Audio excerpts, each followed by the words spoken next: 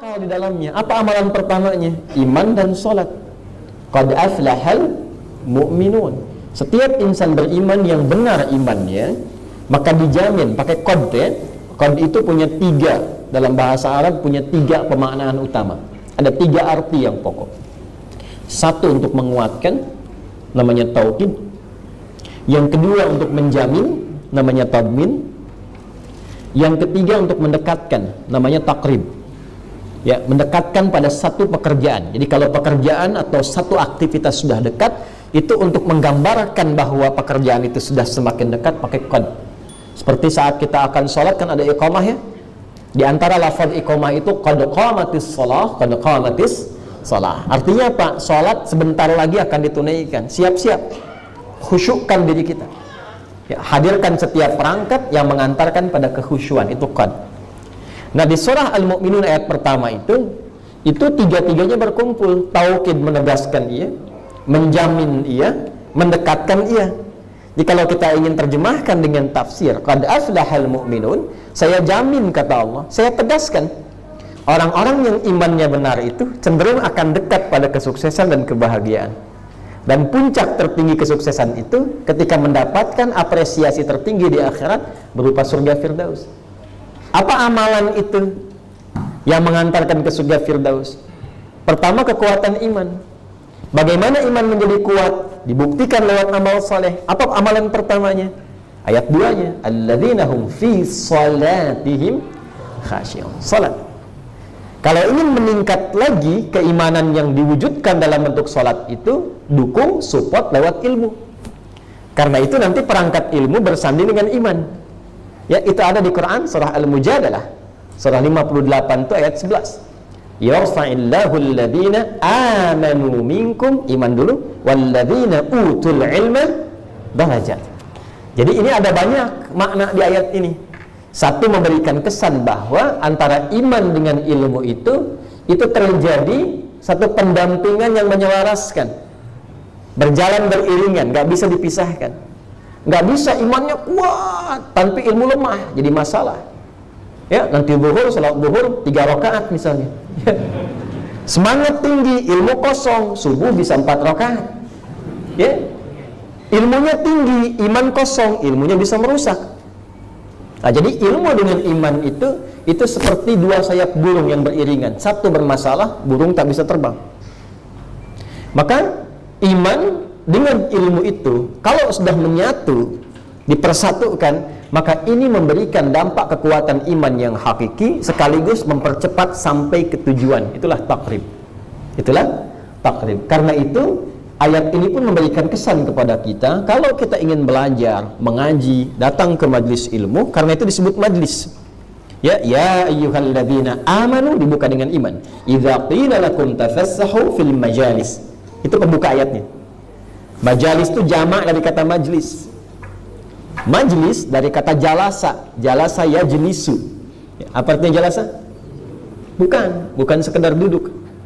Karena duduk itu ada dua kata dalam bahasa Arab. Ada qa'ada, ada jalasa. Ya? Qa'ada yaqudu, jalasa yajlisu. Dua-duanya diartikan duduk. Pada mulanya, ini pernah saya sampaikan, ya, makna ini 2 tahun lalu. Masih ingat ya? Ya, 2 tahun lalu saya pernah di sini ya. Baik. Jalasa itu asalnya berpindah dari satu tempat yang rendah ke tempat yang tinggi. Qa'ada sebaliknya, berpindah dari tempat yang tinggi ke posisi yang rendah. Kadang menggunakan bahasa real, kadang digunakan makna kiasan. Contoh, saya berdiri seperti ini, lalu ada orang Arab mengatakan silahkan duduk. Karena ini berpindah dari tinggi ke rendah, maka orang Arab fasih mengatakan tafaddal uq'ud, bukan ijlis. Ya, asalnya fasihnya demikian. Maka kita katakan uq'ud, duduk. Sifatnya disebut qu'ud, qu'udan. Normalnya sholat itu berdiri. Normalnya berdiri. Ada masalah tak bisa berdiri, maka duduk. Dari berdiri ke duduk itu tinggi ke rendah kan? Karena itu diungkapkan di Quran bukan julusan tapi qu'udan. Qu'udan. Quran surah keempat An-Nisa ayat 103. Fa idza qadaytumus salata fadhkurullaha qiyaman wa qu'udan. Inna fi khalqis samawati wal ardi wa ikhtilafil laili wan nahari la ayatin liulil albab alladzina yadhkurunallaha qiyaman wa qu'udan. Bukan jurusan. Yang kedua tadi Ali Imran ayat 191. Kalau sebaliknya, pindah dari rendah ke tinggi. Anda duduk di karpet, saya minta silahkan berpindah ke kursi agak lebih tinggi. Ini mohon maaf saya duduk sedikit lebih tinggi ya, tidak mengurangi keutamaan kemuliaan Bapak Ibu di hadapan Allah ya. Mungkin Anda lebih mulia di hadapan Allah. Ini saya cuma supaya terlihat saja. Ketika saya minta Anda berpindah ke kursi, maka orang Arab pasti akan berkata, tafadhal ijlis. Pindah ke tempat yang lebih, tempat yang menjadikan kita berpindah posisi menjadi lebih tinggi, baik maknanya langsung ya atau kiasan yang mengangkat derajat kita lebih tinggi, maka tempatnya disebut dengan majlis ya. Karena itu para ulama tempat mereka duduk berkumpul disebut majlis ulama. Kenapa? Karena pertemuan perhimpunan diskusi mereka itu akan memberikan petuah-petuah kepada kita yang mengangkat derajat kita lebih tinggi di hadapan Allah Subhanahu wa taala. Karena itu tempat belajar disebut majlis ilmu. Tempat mengajarnya majlis ta'lim. Ta'lim itu mengajar. Jadi kalau ibu ditanya, ibu mau kemana? Mau ta'lim dulu, ibu ngajar. Saya pulang. Jadi allama yu'allimu. Ya? Nah, jadi kalau mencari majlis ilmu artinya cari majlis yang mengangkat derajat kita di sisi Allah. Apa yang terangkat? Dua. Satu iman, yang kedua ilmu. Jadi jangan sampai datang ke majlis, ilmu tidak bertambah, iman malah tereduksi. Itu bukan majlis namanya. Jelas ya? Nah, tadi pembuka yang saya sampaikan adalah kita bersyukur. Sholat subuh, tadi sudah sholat? Udah kan ya? Tuh, wajah-wajahnya semakin bercahaya tuh di arah sini. Lampu di atas banyak. Ya. Lalu kita diberikan kesempatan untuk belajar saat ini. Karena itu kita mencoba setiap yang kita pelajari, kita ukur mendekatkan kepada Allah tidak, menambah pengetahuan tidak. Kalau yang saya sampaikan tidak membawa satu di antara dua ini atau bahkan keduanya, Anda sebaiknya tinggalkan saya, cari ustadz yang lain. Itu lebih mulia dan lebih baik untuk disampaikan. Jelas ya? Karena itu penting bagi kita untuk belajar kepada siapapun yang sekiranya sesuai kualifikasi Al-Quran, hadis-hadis Nabi Sallallahu Alaihi Wasallam mampu membawa kita dekat dengan Allah dan menambah pengetahuan kita dengan cara yang benar. Kita bermohon pada Allah semoga awal ta'lim ini yang membuka kajian offline kita di masjid ini diberkahi oleh Allah Subhanahu Wa Taala, diberikan taufik sehingga apa yang dibahas itu benar, yang disampaikan benar dan diamalkan dengan mudah oleh kita semuanya. Itulah muqaddimah kita di kesempatan subuh kali ini. Menjelang duha dan sudah masuk ke pertengahan duha dan akan masuk ke siang. Kita akan membahas masih dalam tafsir Al-Quran, tapi karena kita sudah terpisah 2 tahun dan saya cukup merenung selama 2 tahun ini bagaimana caranya supaya ada percepatan dalam kajian Quran itu sehingga nanti bertemu di satu titik. Karena itu saya ambil titik yang di Bekasi dari awal pembahasan Quran juz yang pertama, kemudian dari sini saya ingin coba ambil dari bagian terakhir juz 30 sehingga nanti ketemu di satu titik ya, di sana bergerak dari juz pertama, di sini dari juz terakhir. Mudah-mudahan nanti ketemu di satu titik selesai kita 30 juz. Ya, insyaallah. Ya, kita belum tahu kapan itu ya. Mungkin kiamat kurang 2 hari kita selesai gitu. Yang penting di titik mana kita ikhtiar, semoga Allah ridhai. Jadi karena ini kajian pembuka, saya sampaikan dari awal kajian di Masjid An-Nur yang kemarin kita coba buka dengan tafsir surah An-Nur. Sekarang coba kita akan alihkan ke juz amma dulu, juz amma, supaya nanti ada penyatuan dan akan ketemu di An-Nur insyaallah. Ya, akan ketemu. Baik. Satu materi yang kita bahas masih terkait tafsir Al-Quran, tapi kita akan mulai dari juz yang ke-30 dari belakang. Yang kedua, referensi kita setidaknya ada 3. Satu, kitab tafsir yang disampaikan oleh para ulama otoritatif. Nanti saya berikan contoh-contohnya. Ini saya bawa satu di antara sekian tafsir. Ini tafsir yang termasuk klasik awal-awal tafsir yang cukup menjadi banyak referensi mufassir-mufassir di kemudian hari. Ya, ini termasuk kalangan awal-awal para penafsir. Imam Ibnu Jarir At-Tabari dengan kitabnya Jami'ul Bayan, alhamdulillah 15 jilid. Ya, ini saya bawa jilid yang ke-15 pas terakhir. Ya. Nanti ada tafsir misalnya Al-Qur'anul Azim karya Al-Imam Ibnu Katsir rahimahullah. Tafsirnya Mafatihul Ghaib Ar-Razi. Ruhul Ma'aninya Al-Alusi. Yang kontemporer nanti ada Tahrir wa Tanwir Ibnu Ashur 30 jilid. Nanti kita bawakan satu-satu di pertemuan berikutnya sehingga nanti kalau ada yang bertanya kita bisa tunjukkan ya pelan-pelan. Jadi satu kitab tafsir baik yang klasik ataupun yang kontemporer. Nanti ketika saya bawa saya tunjukkan karakteristiknya. Kalau Bapak Ibu ingin yang simpel yang ini, misalnya ada yang Jalalain gitu kan. Nah, kalau ingin ada yang menengah, karakteristik penguatan bahasa, misal saya contohkan yang ini. Ya, nanti ada beberapa tafsir yang seperti Tahrir wa Tanwir. Kalau ada yang ingin sosiologi misalnya, yang sifatnya sosial, ada tafsir Maraghi misalnya. Kalau ingin lebih ke hukum, nanti Al-Qurtubi, nanti kita tunjukkan satu-satu. Nah, apa yang kita jadikan di sini, kita gabungkan kitab-kitab tafsir itu. Jadikan satu. Ya, kalau nanti Bapak Ibu ingin akses, kita tunjukkan ini sekian jilid, ini sekian jilid, sekian jilid. Silahkan. Kalau mau gampang, ya ikuti aja apa yang saya sampaikan. Ya. 2. Kitab Ulumul Quran. Ilmu-ilmu terkait pemahaman Al-Quran. Kalau tafsir itu penjelas ya makna dari ayat-ayat Al-Quran. Kalau ilmu Al-Quran itu tentang rangkaian pengetahuan yang disusun para ulama untuk memahami pokok-pokok Al-Quran. Ya, ini penting. Jadi kalau kita sudah paham itu, walaupun yang pokok, cara baca Qurannya akan berbeda. Ya, akan lebih nikmat, akan lebih mengerti. Jadi nanti kalau saya dengan anak-anak suka begini misalnya. Saya bacakan ayat nih, amma yatasaalun. Turunnya di mana? Di Mekah apa di Madinah? Turunnya siang atau malam? Dalam suasana apa ayat itu diturunkan? Hah? Nah, itu pokoknya adalah pokok ilmu Al-Qur'an. Ya. Jadi ada satu mata kuliah juga itu di kampus-kampus Islam, namanya mata kuliahnya Ulumul Quran. Bahkan jadi fakultas di beberapa tempat. Ya, jadi jurusan sebagiannya. Kitabnya nanti ada yang simpel seperti Mabahith fi Ulumil Quran karya Syekh Manna' Al-Qattan yang ini. Yang simpel. Ada Al-Itqan ya karya Imam As-Suyuti. Ada Al-Burhan fi Ulumil Quran karya Imam Az-Zarkashi. Ini yang cukup awal-awal.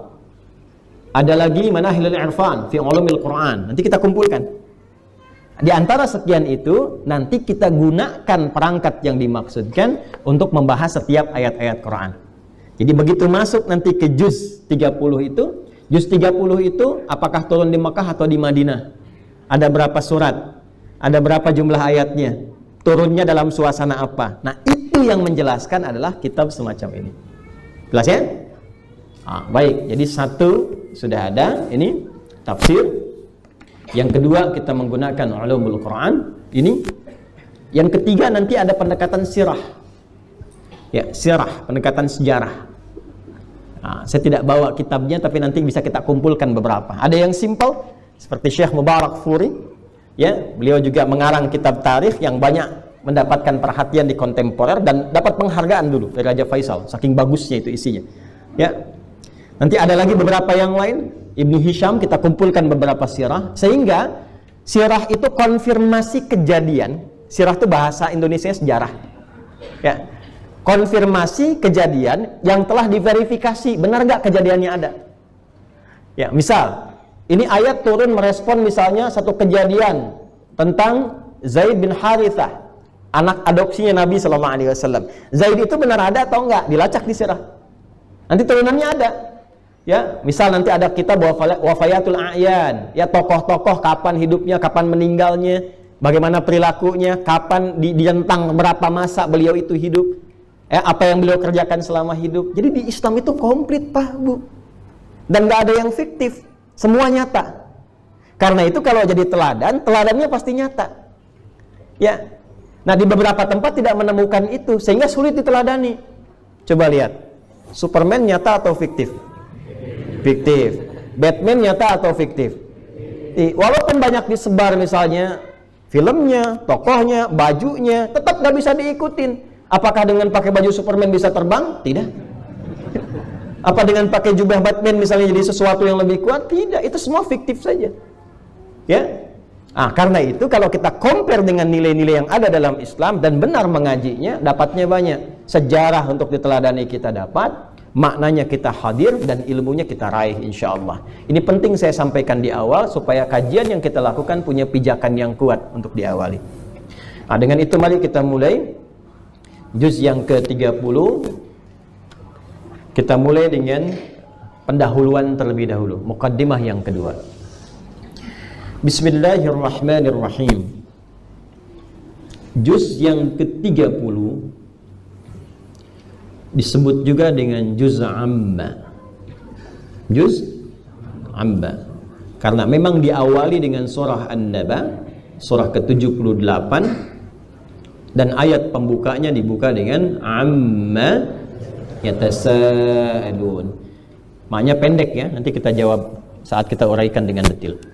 Karena itu disebut dengan juz amma karena dibuka dengan kata amma yatasaalun. Yang kedua, ada juga yang memaknai kata amma di sini dengan makna umum, bukan makna pertanyaan. Jadi ada amma yang umum, ada singkatan dari an dan ma. Jadi kalau saya tulis begini, 2 tahun lalu saya pernah menulis di sini. Alhamdulillah. Baik. Mudah-mudahan nampak ya. Ibu kelihatan sih? Bagus. Ini bagus. Ini masih ingat 2 tahun lalu. Ini masih kelihatan sini. Terjadi perbedaan pendapat ya tentang papan tulis ini. Belum ya Bu ya, belum saya tulis. Nah, amma itu begini. Ya. Amma. Gitu ya. Nah, ini ada 2 jenis amma. Ya, ada 2 jenis amma. Yang pertama, amma dalam arti kata kerja, fi'il, verb. Dari akar katanya ini amma ya'ummu. Ya. Amma ya'ummu. Ada yang kedua, ini singkatan dari an dan ma. Asalnya begini, an, ya. Kemudian ma istifham, plus ma tanya begini. Panjang asalnya ma. Nanti ketika disatukan bisa jadi amma karena ini didengungkan ke sini, nyambung diidghamkan, ya. Jadi nunnya kemudian hilang mengikuti bacaan. An dengan ma. Orang Arab kalau bertemu huruf yang mirip-mirip disatukan ya dalam bentuk dengung, kemudian diberikan tanda tasydid. Jadi ketika disatukan ain yang masuk ke mim seperti ini. Nah, ya, amma gini. Amma.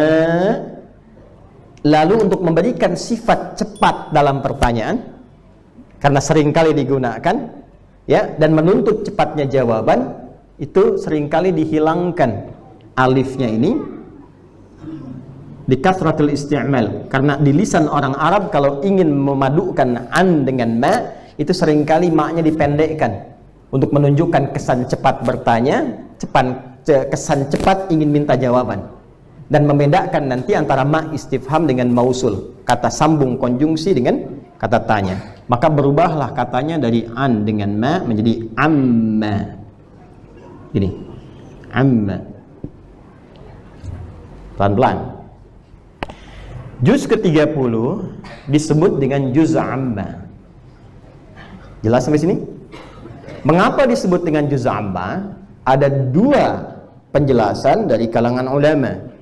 Satu, karena ayat pembuka di juz ke-30 itu, tepatnya di surah An-Naba, surah ke-78, itu dibuka dengan kata amma yatasaalun. Karena itu disebut dengan juz amma, juz yang dibuka dengan kata amma. Ada yang kedua juga memberikan penjelasan, ini punya makna juga. Kenapa disebut amma? Karena memang surah-surah yang ada di juz 30 itu umumnya itu mudah untuk dihafalkan oleh setiap muslim. Umumnya disukai. Yang karena mudah ini sehingga gampang dibawa ke dalam sholat. Karena mudah ini gampang dibawa ke dalam zikir, gampang dibawa untuk murajaah. Karena itulah dalam bahasa Arab sesuatu yang gampang, mudah, umum diketahui maka disebut kata kerjanya dengan kata amma. Jelas? Nanti sifatnya disebut umum. Umum itu bahasa Arab. Ya, disebut bahasa Arab. Umum itu dari bahasa Arab. Jadi banyak nanti kosakata bahasa Indonesia serapan dari bahasa Arab. Jadi umum itu amma ya'ummu ta'miman, kemudian juga nanti ada umuman ini. Ya, bahasa Arab umum itu. Jadi disebut dengan juz amma karena juz yang ke-30 itu umum dikenal oleh setiap muslim. Mudah untuk diakses. Dan banyak memang umat-umat Islam khususnya yang sekarang saking umumnya diketahui favoritnya memang rata-rata juz 30. Ya kan? Coba lihat tuh dari wajah kan kelihatan. Ya, ada wajah yang ikhlas sekali karena sering baca surat Al-Ikhlas. Qul huwallahu ahad. Ya kan? Ada wajah-wajah penuh problem, pengen butuh pertolongan, ya kan? Idza jaa nasrullahi wal fath, kan? Jadi dari wajah sudah mewakili ya. Nah, tapi tidak apa-apa, nanti ada kemuliaannya, keutamaannya banyak sekali, banyak. Tapi ini akan memberikan kesan kepada kita. Karena itu, kenapa ini seringkali diawalkan bahkan dalam hafalan supaya memudahkan dipakai dalam sholat. Jadi ketika imam membacakan juz amma, makmum umumnya sudah pada hafal. Ya, jadi ketika makmumnya sudah pada hafal, memudahkan proses sholat untuk dilakukan. Imamnya mudah, makmumnya bisa menyimak. Jadi ketika imamnya baca, makmum umumnya paham arti karena seringkali berinteraksi dengan itu. Kalaupun ada yang keliru, makmum bisa mengingatkan. Jelas ya? Misalnya inna apa ina belakang kan? Imamnya bilang bukan, inna anzalna kan? Satu lagi bilang jangan ngobrol batal gitu ya. Satu lagi bilang untung saya nggak ngobrol. Gugur jamaahnya tuh. Ya. Itu satu. Jadi kenapa disebut juz amma? Jawabannya dengan dua bagian tadi. Sehingga kita mengerti. Karena itu anak-anak diajarkan pertama kali jangan langsung ke Al-Baqarah walaupun tidak dilarang. Ya, supaya mudah untuk dibawa ke dalam sholat dan meringankan dia untuk proses mendekat kepada Al-Qur'an. Ya, jadi kalau ditampakkan pertama kali mau menghafal Quran, semangatnya nak supaya pintar. Siap. Mana yang harus dihafal? Nih Al-Baqarah 286 ayat. Dia langsung mundur. Ya, tapi kalau Anda bilang cuma 3 ayat kok. Nah, Al-Kautsar semangat, An-Nasr semangat. Nanti naik lagi ya, ke Al-Ikhlas, Al-Falaq, An-Nas, naik lagi. Nanti diurutkan dari Ad-Duha ke bawah sampai kemudian dari An-Naba. Kalau sudah begitu merasa senang terbiasa, ada mauhibah. Ada rasa cinta, rasa ingin, pengen nambah terus. Itu mau dibawa ke surat apapun akan lebih cepat. Baik ya, ini bagian yang pertama. Berapa jumlah surahnya? Halo? Gak usah lihat Google, lihat sini aja. Gak usah mengakses Google. Jumlah surah di dalam juz amma ini ada 37 surah. Ya, saya tuliskan dulu ya. Jadi yang kita bahas satu tentang makna juz amma.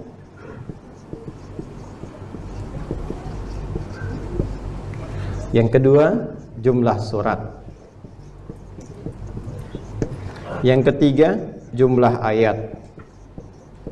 Insyaallah Bu, kalau kita khatam ngaji ini, wah Ibu Bapak bisa nurunkan lagi ke ayat, ke anak-anaknya ya.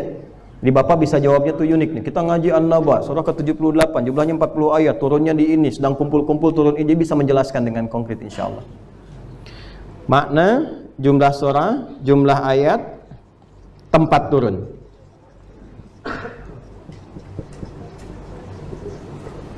Lima ciri atau karakteristik. Nah, 5 saja dulu ya. Ya, 5 dulu saja. Makna juz amma sudah kita bahas tadi. Ada berapa maknanya? Dua ya, secara umum ya, ingat-ingat itu dan praktekkan dalam kehidupan kita ya. Surahnya berjumlah 37 surah. 37. Karena 78-nya dihitung satu ya, sampai ke 114. Dimulai dari An-Naba, diakhiri dengan An-Nas. Saya ulang, dimulai dari An-Naba, diakhiri dengan An-Nas. Baik, jadi berjumlah 37 surah. Jumlah ayatnya 564 ayat. 564 ayat. Ya. Pokoknya Bapak urutkan gini kalau mau menghafalnya mudah. 4, 5, 6, 6-nya taruh tengah. Ya. 4, 5, 6, 6-nya taruh tengah. Kalau 4, 5, 6, 6 taruh tengah. Bacanya dari kanan kayak orang Arab. 4, 6, 5, ya kan? Baca dari kiri 5, 6, 4. Nah, karena ini kita menghitung, hitungnya langsung saja dengan bilangan yang real. 5, 6, 4, ya. 6-nya taruh di tengah. Tempat turunnya dari 37 surah ini, di mana semua ini surah diturunkan? Yang pasti bukan di tanah kusir. Ya. Di sini. Dua-duanya turun di tanah suci. Ya. Saya sebut dua nanti karena ada dua tempat. 37 surah ini turunnya di dua tanah suci. Dua tanah suci apa saja? Satu, Mekah. Kedua, Al-Madinah Al-Munawwarah. Sesuatu yang terkait dengan Mekah, dikaitkan dengan Mekah disebut Makkiyah. Ya. Sesuatu yang terkait dengan Madinah disebut Madaniyah. Ada yang lebih spesifik sampai meriset, sampai detil. Mereka memberikan nama Makkiyah bukan sekedar menunjuk pada tempat, tapi menunjuk pada kejadian, dan ini yang paling mendekati ya makna yang lebih benar. Disebut Makkiyah yaitu surah atau ayat-ayat yang diturunkan oleh Allah kepada Nabi Muhammad SAW sebelum beliau hijrah ke Yathrib, sebelum berpindah ke Al-Madinah Al-Munawwarah. Jadi setiap surah, setiap ayat yang turunnya sebelum hijrah disebut Makkiyah. Dan memang rata-rata turunnya di Mekah. Turunnya di Mekah. Surah-surah yang diturunkan pasca hijrah maka disebut dengan Madaniyah. Dan memang rata-rata turunnya di Madinah. Ada yang turun di Mekah juga, tapi masuk Madaniyah karena turunnya pasca hijrah. Jelas sampai sini? Nanti kita detilkan. Nah, ini mana yang masuk Makkiyah, mana yang masuk Madaniyah. Dari 37 ini, yang 3 itu Madaniyah, sisanya seluruhnya Makkiyah. Jadi 34 itu Makkiyah, 34 surah itu Makkiyah. Turunnya sebelum Nabi SAW hijrah ke Al-Madinah Al-Munawwarah. Jadi beliau mulai menerima wahyu yang pertama, ya, Iqra bismi rabbikal ladzi khalaq, ya, sampai sebelum hijrah, ya, sampai sebelum hijrah. Itu dari juz amma, terkumpul 34 surah. Dari 37 surah ada 34 surah. Selebihnya yang 3 surat itu Madaniyah, turun saat Nabi SAW telah berhijrah ke Yathrib, ke Al-Madinah Al-Munawwarah. 3 surah ini secara singkat: 1 surah 98, 2 surah 99, 3 surah 110. Yang ini Al-Bayyinah, ya, lam yakunil ladzina kafaru min ahlil kitab, dan seterusnya ayat, ya. Kemudian yang ini surah Al-Zalzalah, idza zulzilatil ardu zilzalaha. Zalzalah. Ya.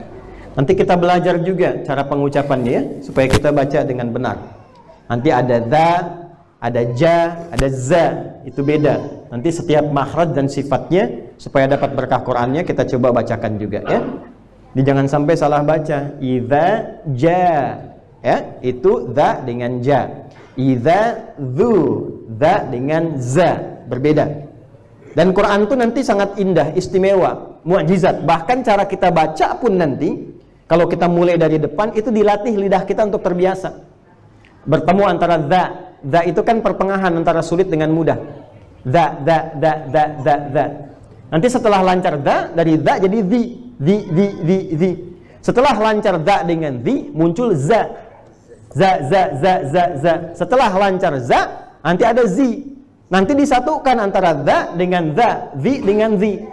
Contoh za, Al-Baqarah ayat 2, dzalikal kitabu la raiba fihi hudal lil muttaqin. Nanti setelah lancar za, dzalika jadi zi. Ayat 3, alladzina yu'minuna bil ghaib wa yuqimunas shalah wa mimma za razaqnahum yunfiqun. Jadi zi ketemu za. Jadi kalau kita sudah lancar za,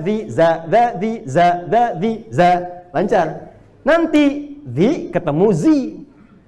Ayat 4, walladzina yu'minuna bima zi. Zi ketemu zi. Di Quran itu unik. Semuanya kalau kita sabar ya, makanya saya sering katakan, kalau belajar tajwid, belajar Quran ibu khususnya ya, kan ibu suka rajin tuh belajar dengan guru, cari yang paling ketat. Cari yang paling ketat. Ya, kalau perlu guru-guru yang saat bapak ibu datang tuh cuman disuruh ta'awudz, suruh pulang lagi. Nggak apa-apa. Ya. Saya itu datang mau talaki ke Suk Sulasa, pasar Selasa. Di Libya tuh ada pasar Selasa, pasar Jumat ada Pak. Sukul Jum'ah. Ya, Rabu yang nggak ada karena sudah ada di sini pasar Rebo kan. Baik. Itu datang saya ke Syekh Ali, saya mau talaki. Datang baca ayat ya, nggak banyak. Cuman satu ayat kalau nggak salah waktu itu tuh. Hasbuk ya bunai.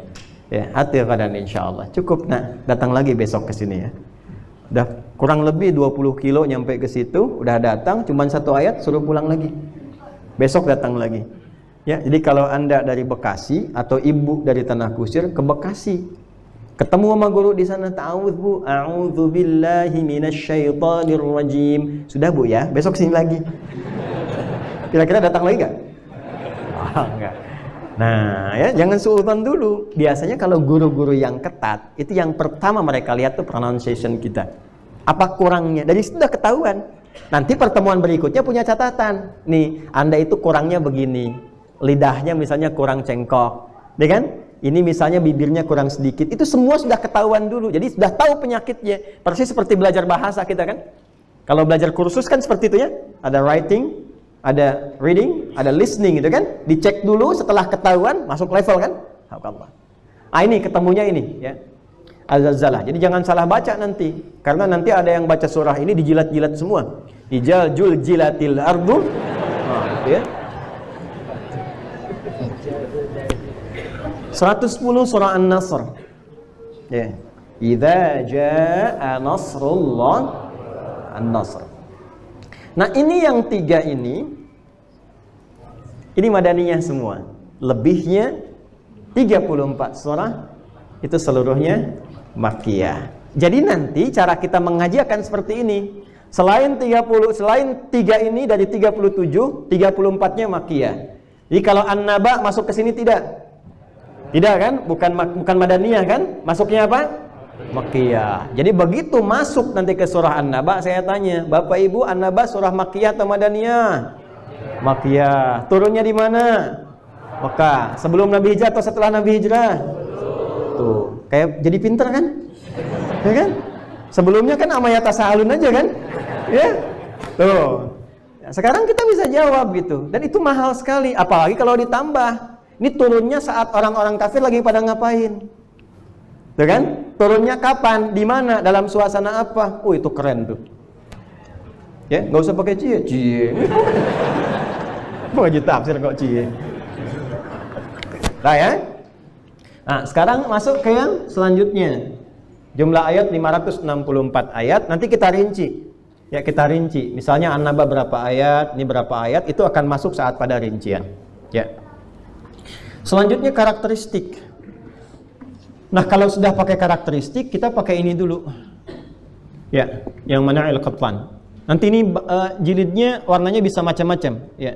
Ini insya Allah asli, masih pakai bahasa Arab tuh. Bahasa Arab. Ya. Nanti kita bahas. Kita masuk tentang karakteristik halaman 58 di buku ini. Ya. Tidak akan jauh nanti dengan kitab-kitab yang lain. Ini lebih simpel saja. Karena itu di kampus-kampus banyak yang dibahas tuh yang ini. Ya. Baik.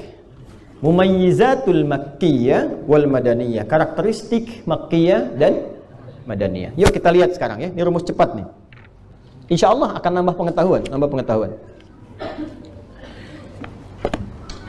Bismillahirrahmanirrahim. Mumayyizatul makkiyyi wal madaniyyi. Karakteristik ayat-ayat atau surah-surah makkiyah dan madaniyah. Istaqarra ulama'u as-suwar al-makkiyata was-suwar al-madaniyata wastanbatu dawabita qiyasiyya li kullin min al-makki wal madani. Para ulama telah membuat sebuah detil yang menerangkan kepada kita tentang karakteristik surah-surah makkiyah dan madaniyah. Dari detil itu diturunkanlah kemudian kepada kita beberapa panduan-panduan yang kalau kita mendengar itu refleks langsung kita bisa tahu, oh ini makkiyah, ini madaniyah. Jadi walaupun gak hafal surahnya, ini kan baru juz amma nih, ya kan? Yang makkiyah ada berapa tadi? 34. Yang madaniyah berapa?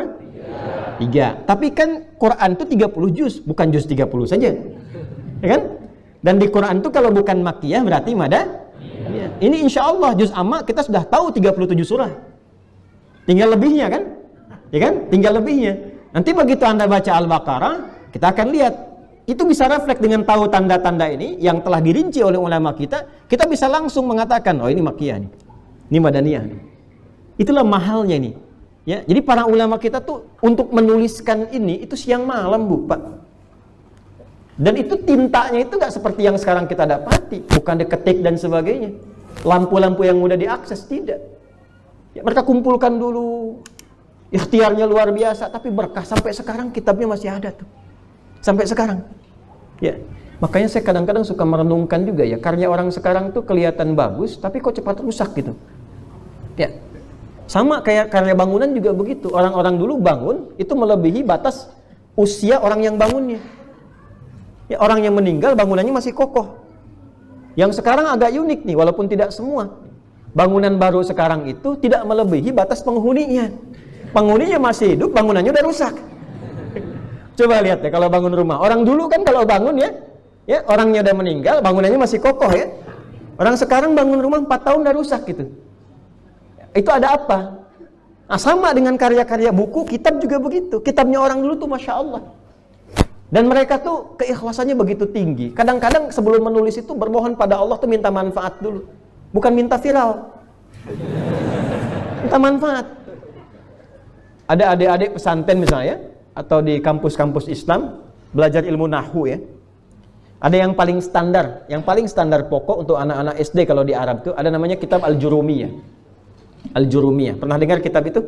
Nahwu ya, karya Hasan Haji itu, Imam Hasan Haji, menulis untuk anaknya supaya belajar gramatikal bahasa Arab. Pak Ibu, itu untuk urusan anak saja. Beliau ini nggak berkah untuk anaknya. Bukan cuma makanannya, ilmu pun mesti berkah. Itu prinsip tuh. Bukan cuma hartanya yang halal untuk dimakan, tapi apa yang didengar, dilihat, dan dipelajari anak pun mesti berkah, supaya bermanfaat. Itu saking inginnya berkah, beliau menuliskan dulu pembukaannya itu, al-kalamul lafdul murakkab wal mufidu bil wad'i wa aqsamuhu thalathan, ismun wa fi'lun wa harfun. Tulis oleh beliau itu.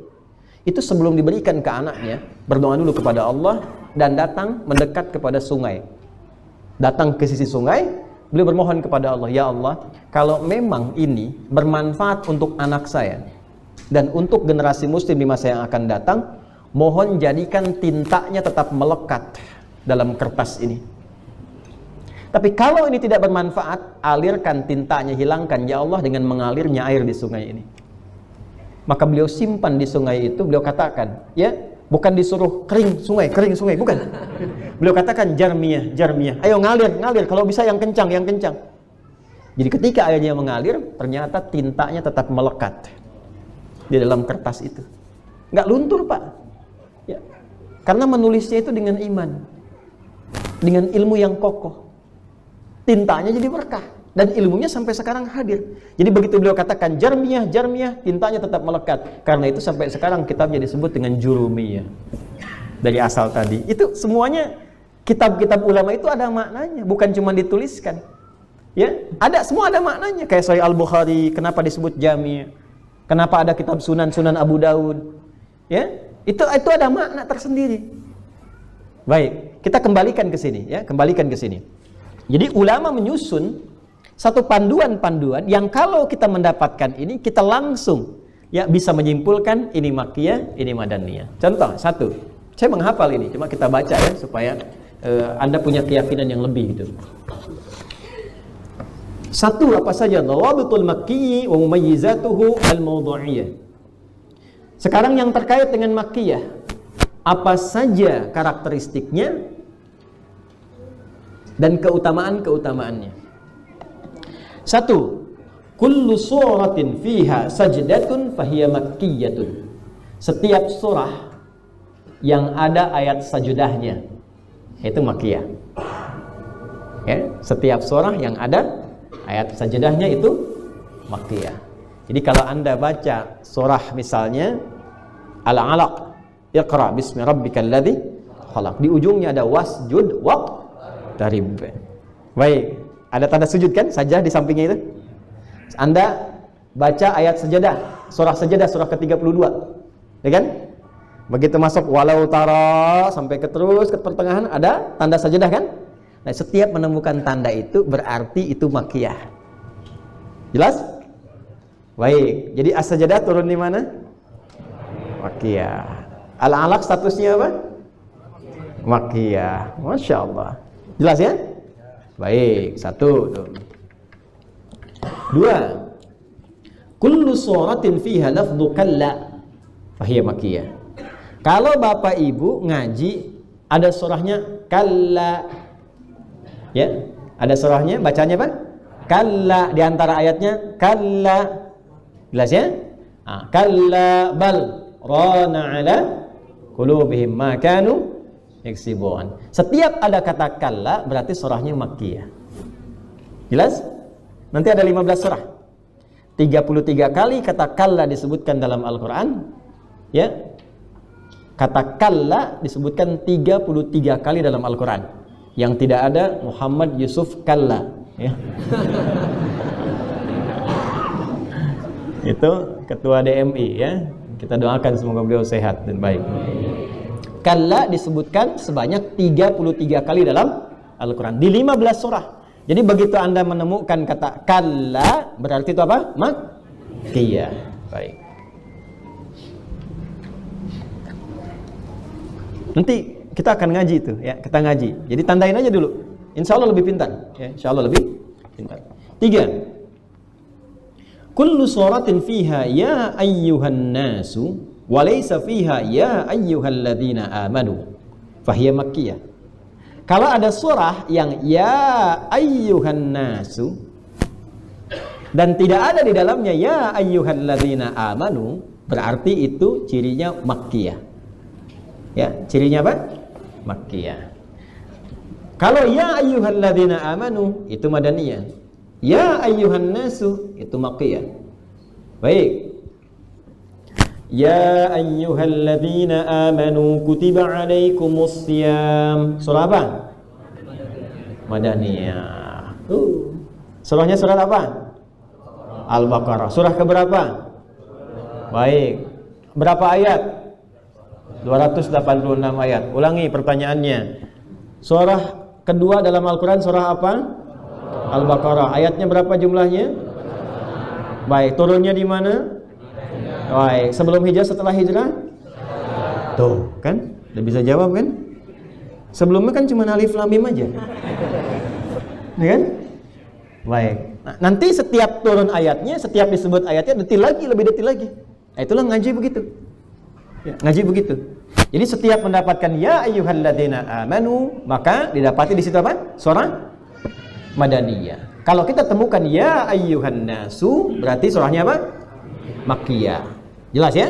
Kecuali nanti kalau ada ya ayyuhan nasunya, tapi di saat yang bersamaan juga di dalam surah itu ada ya ayyuhalladzina amanunya, maka itu madaniyah. Jelas ya? Teruskan dulu. Illa surat al-hajj fa fi awakhiriha ya ayyuhalladzina amanu. Kecuali surat al-hajj. Ya, al-hajj itu dibuka dengan ya ayyuhan nas, diakhiri dengan ya ayyuhalladzina amanu. Teruskan. Yang keempat ya. Kullu suratin fiha qasasul anbiya wal umamil ghabirah fa hiya makkiyatun siwal baqarah. Awas, ini penting sekali nih, penting sekali. Setiap ada kisah-kisah umat terdahulu. Ya, kan di Quran kita temukan kisah Musa ya.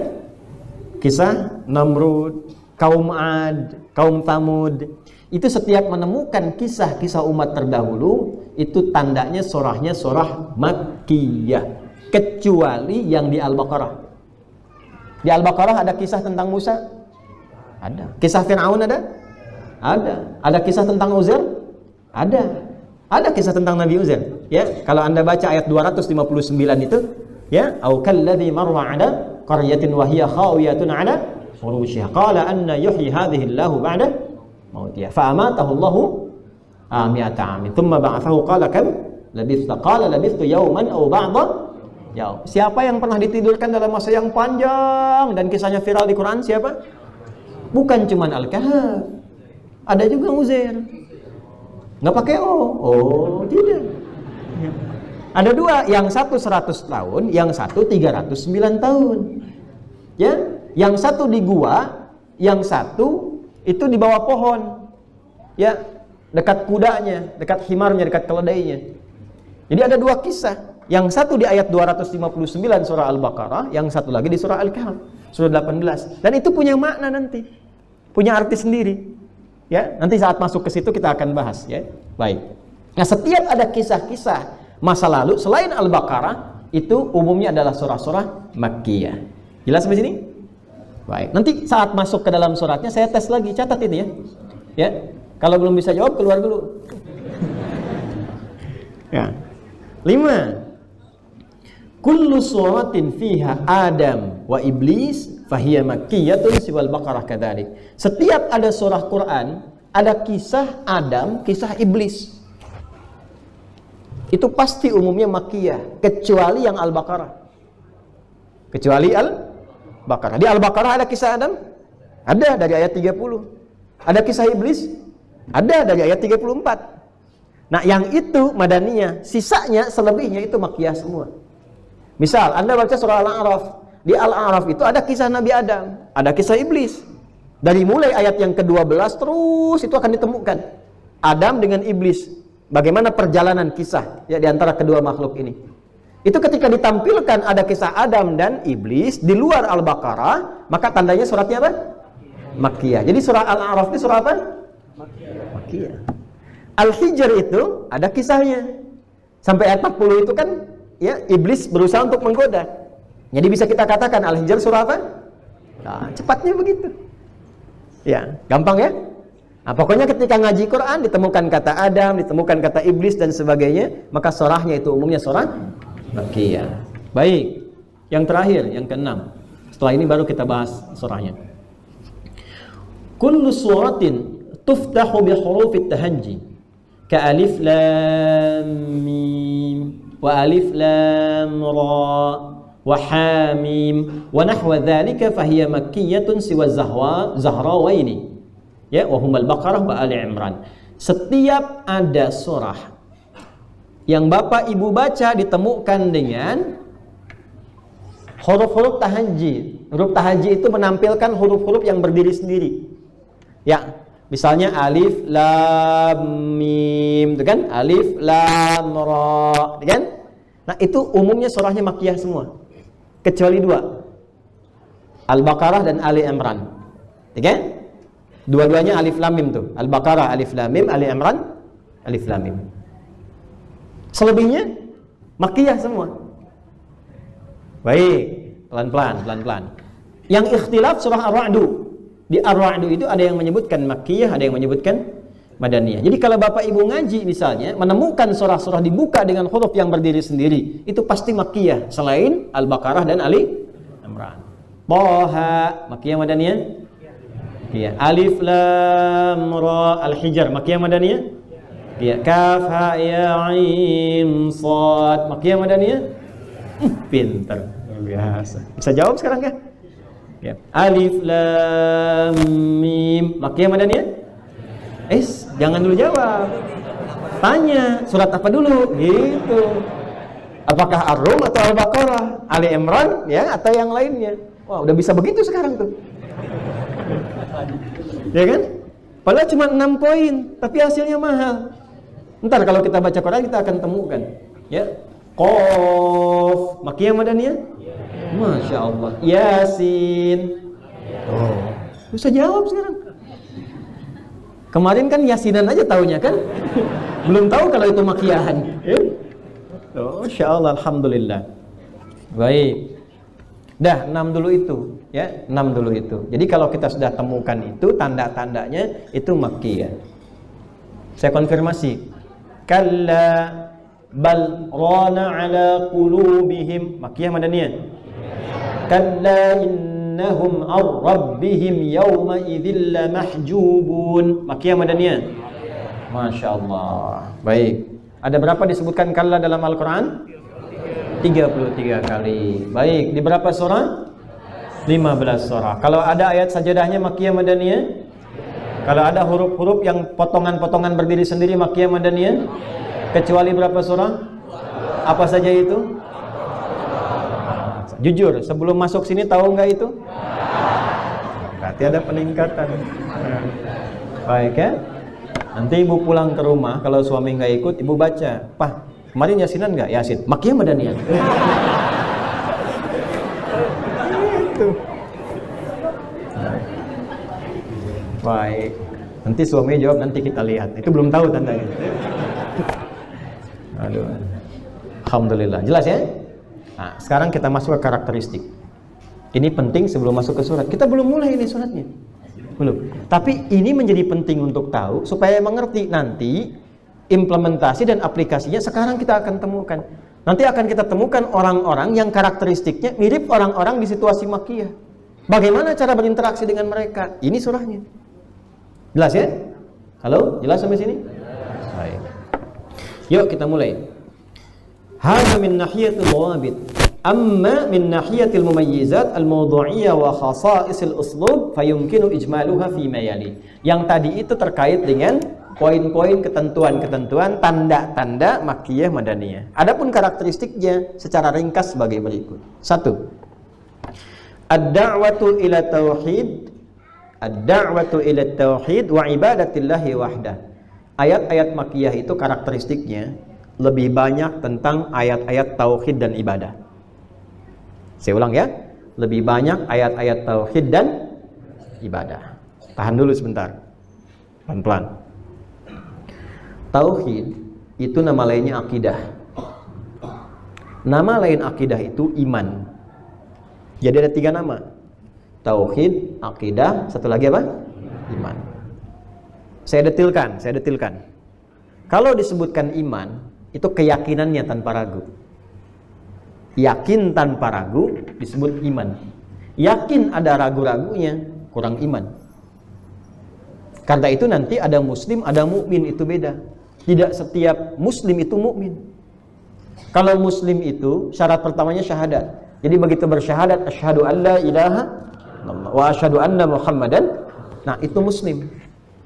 Tapi kalau kalimat itu hanya di lisan, belum sampai ke hati, itu belum disebut mukmin. Karena itu ketika ada orang Arab Badui datang ke Nabi mengatakan, kami sudah mukmin, kami beriman betul. Maka jawabannya turun langsung dari Allah. Dikonfirmasi. Itu ada di Quran surah ke-49 Al-Hujurat di ayat ke-14. Qalatil a'rabu amanna. Orang-orang Arab Badui pada masa itu yang dari padang pasir datang ke Rasulullah berkata, kami telah beriman. Maka perkara iman ini karena perkara hati. Perkara hati itu gaib, belum tampak ke dalam pandangan kita, belum diketahui kecuali melalui perilaku, maka yang bisa menghukumi Allah. Maka turunlah ayat, Qul, katakan Muhammad SAW, jawab pada orang itu dan viralkan kepada umatmu. Lam tu'minu, kalian ini belum serius imannya, belum beriman, belum sejati. Walakin qulu aslamna, Tapi cukup katakan baru masuk Islam. Walamma yadkhulul imanu fi qulubikum. Sedangkan kalimat tauhid, kalimat syahadat yang diucapkan itu belum masuk ke dalam jiwa. Kalau sudah masuk, bedanya apa? Jadi kalau iman itu sudah masuk ke hati, nanti dari hati itu ada getaran ke bagian tubuh kita untuk merespon. Nanti dikonfirmasi lewat perilaku. Karena itu, untuk mendapatkan respon itu, Allah turunkan stimulusnya melalui ibadah. Contoh sholat misalnya. Ya, sebelum sholat kan dipanggil dulu ya. Lewat suara apa?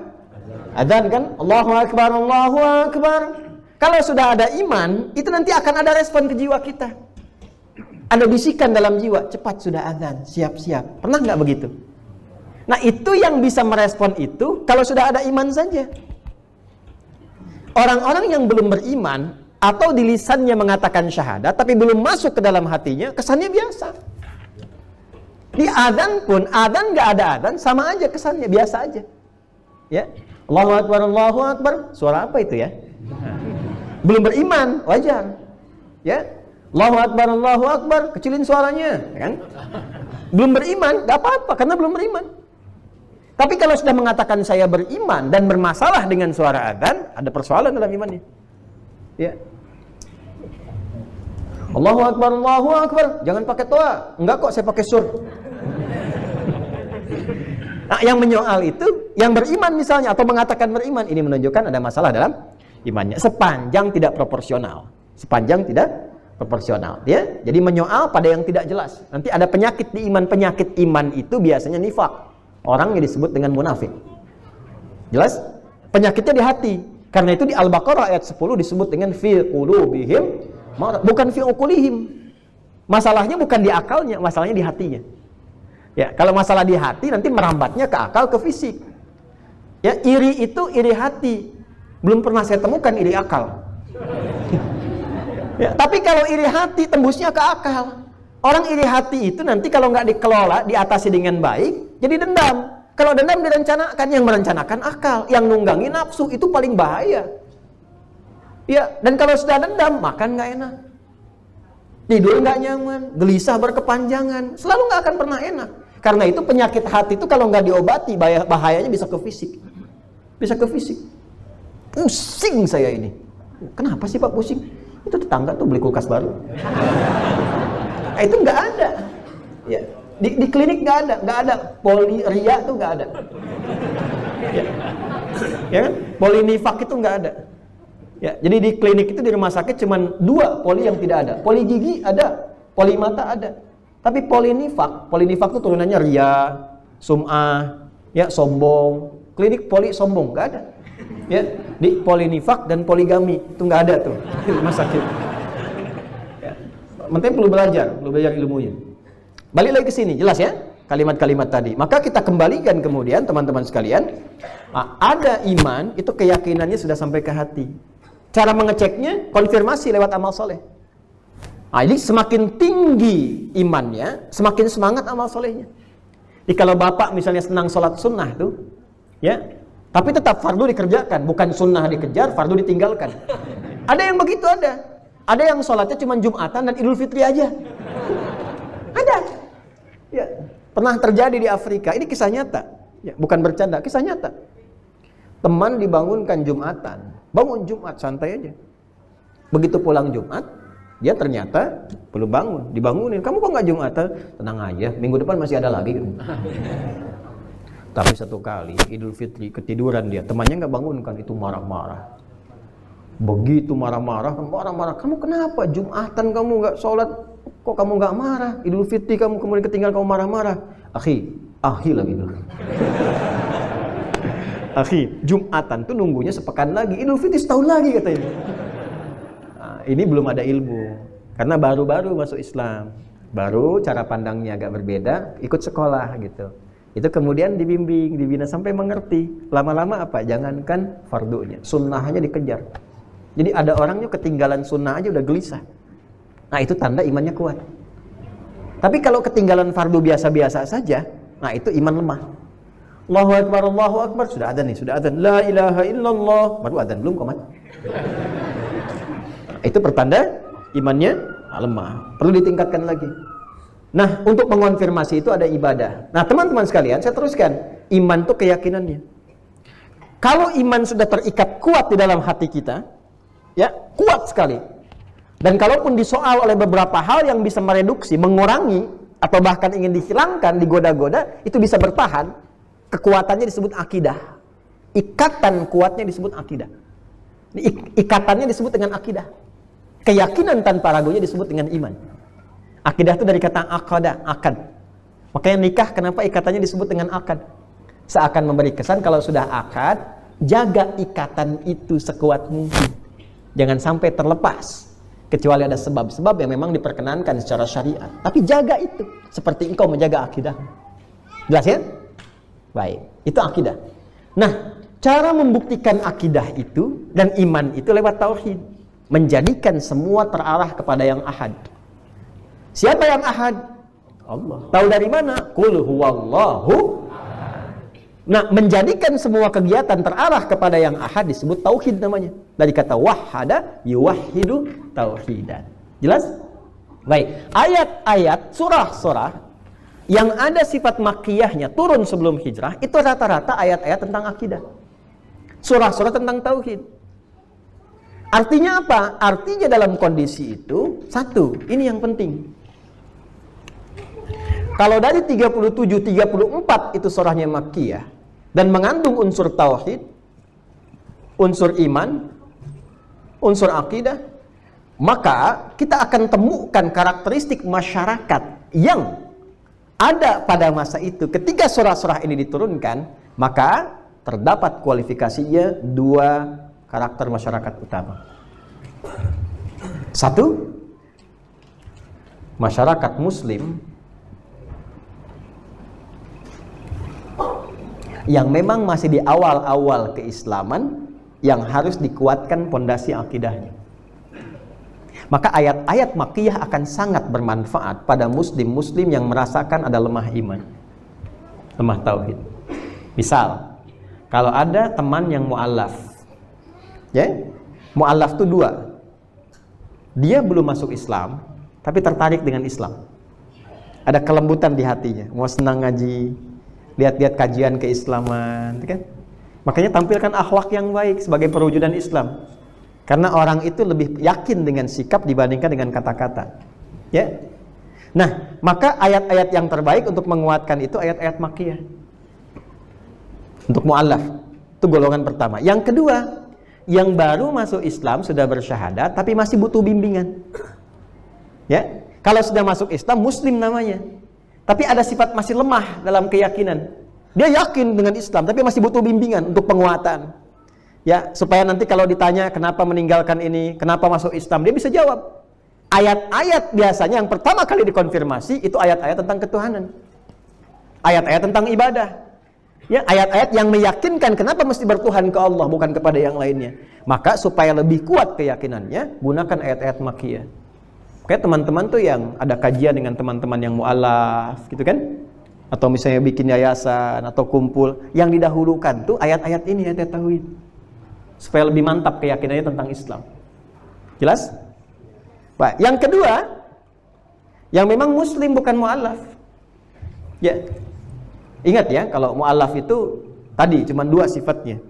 Ya, yang belum masuk Islam tapi ada ketertarikan sehingga disupport, boleh tuh kita berikan zakat misalnya. Ya, dilihat karakteristik orangnya. Kalau hartanya cukup, bisa dibelikan misalnya majalah keislaman, buku-buku keislaman, support kan. Atau yang kedua baru masuk Islam. Tapi kalau sudah 17 tahun masuk Islam, bukan mu'alaf lagi. Paham ya? Nah, cuma ada kondisi-kondisi tertentu, kadang-kadang kan iman sedang lemah. Futur ya kan, sebutnya itu. Sedang turun nih. Maka keluarkanlah ayat-ayat makkiyah untuk motivasi. Biasanya tanda iman lemah itu malas beramal.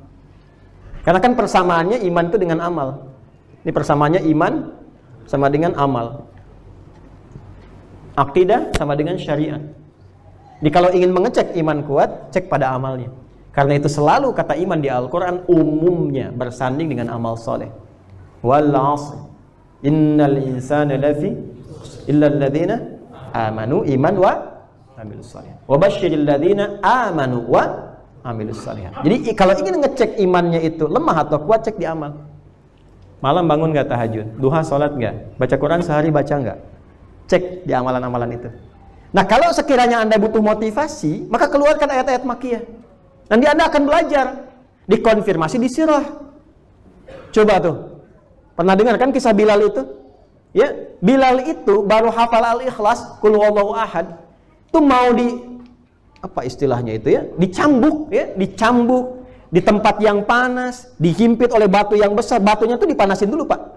Batunya dipanasin dulu. Bilalnya kemudian direbahkan, diikat, batu yang sudah dipanaskan ditimpakan kemudian ke badan beliau itu di atasnya. Setelah itu dicambuk juga. Irtad, irtad, murtad, murtad kamu. Kata Bilal dijawab, ahad, ahad, irtad, ahad, irtad, ahad. Kekehnya bahasa Spanyol ya kan? Oh, bertahan begitu, ahad.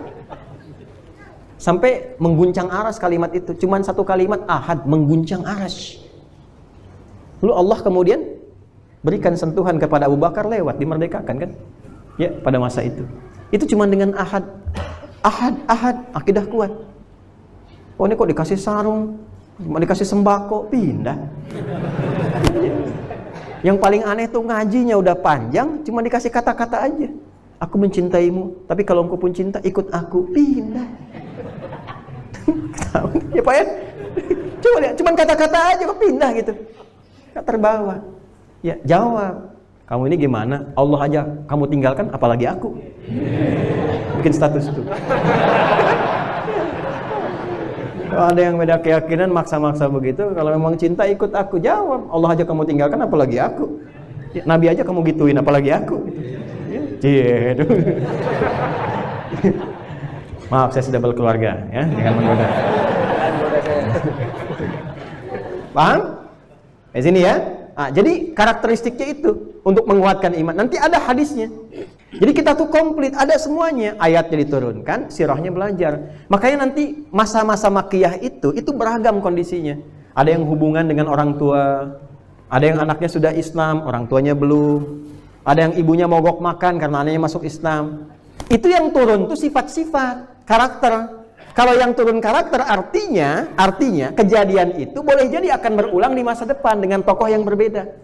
Itu yang disebut di kaidah asbabun nuzul, al-ibratu bi umumil lafzi la bi khususis sabab.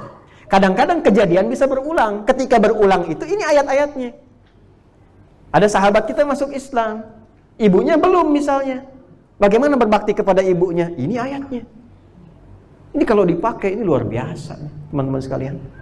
Ya, dan bukan konflik yang lahir itu. Dan ayatnya sangat indah. Contoh misalnya ya. Ya. Surat Luqman tahu kan? Baik ya, surat Luqman. Surah keberapa? 31. Bagus. Ayatnya dibuka dengan apa? Alif Lam Mim. Bagus. Jadi makiyah madaniyah? Masya Allah. Alhamdulillah. Buka ayat 14 sampai 15. Dari wa wassaynal insana sampai wa in jahadaka. Ini kan makiyah tuh. Wa in jahadaka ala an tusyrika bi ma laysa laka bihi ilmun fala tuti'huma. Belum selesai. Wa sahibuhuma fid dunya ma'rufa. Kalau ada anak masuk Islam, orang tuanya masih berbeda keyakinannya. Kalau orang tua maksa, boleh ditolak dengan cara yang lembut. Tapi jangan sampai perbedaan keyakinan itu memutuskan hubungan keduniaan. Jangan sampai perbedaan keyakinan itu memutus bakti kepada orang tuamu. Tetap berbakti dalam konteks dunia. Sakit, jenguk, ya, gajian, berikan kemudian hadiah. Sakit, pegal, pijitin, tetap lakukan itu. Ya, pelayanan-pelayanan terbaik itu, hormat terbaik itu. Itulah Quran. Jadi ketika ibunya Ammar bin Yasir itu kan, ya, masuk Islamnya kan belakangan tuh. Dan mogok makan itu. Apa yang dilakukan oleh beliau? Tetap dihormatin, disayang.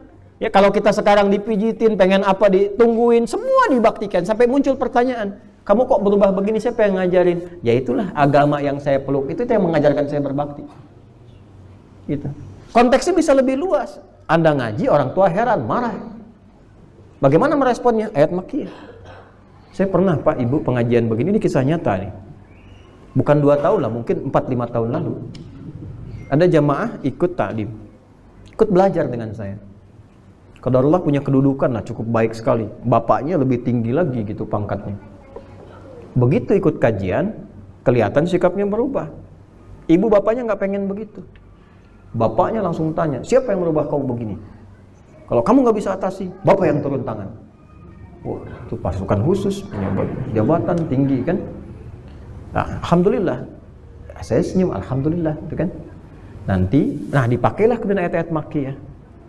Merespon demikian, direspon dengan lebih lembut, santun, dengan akhlak yang mulia.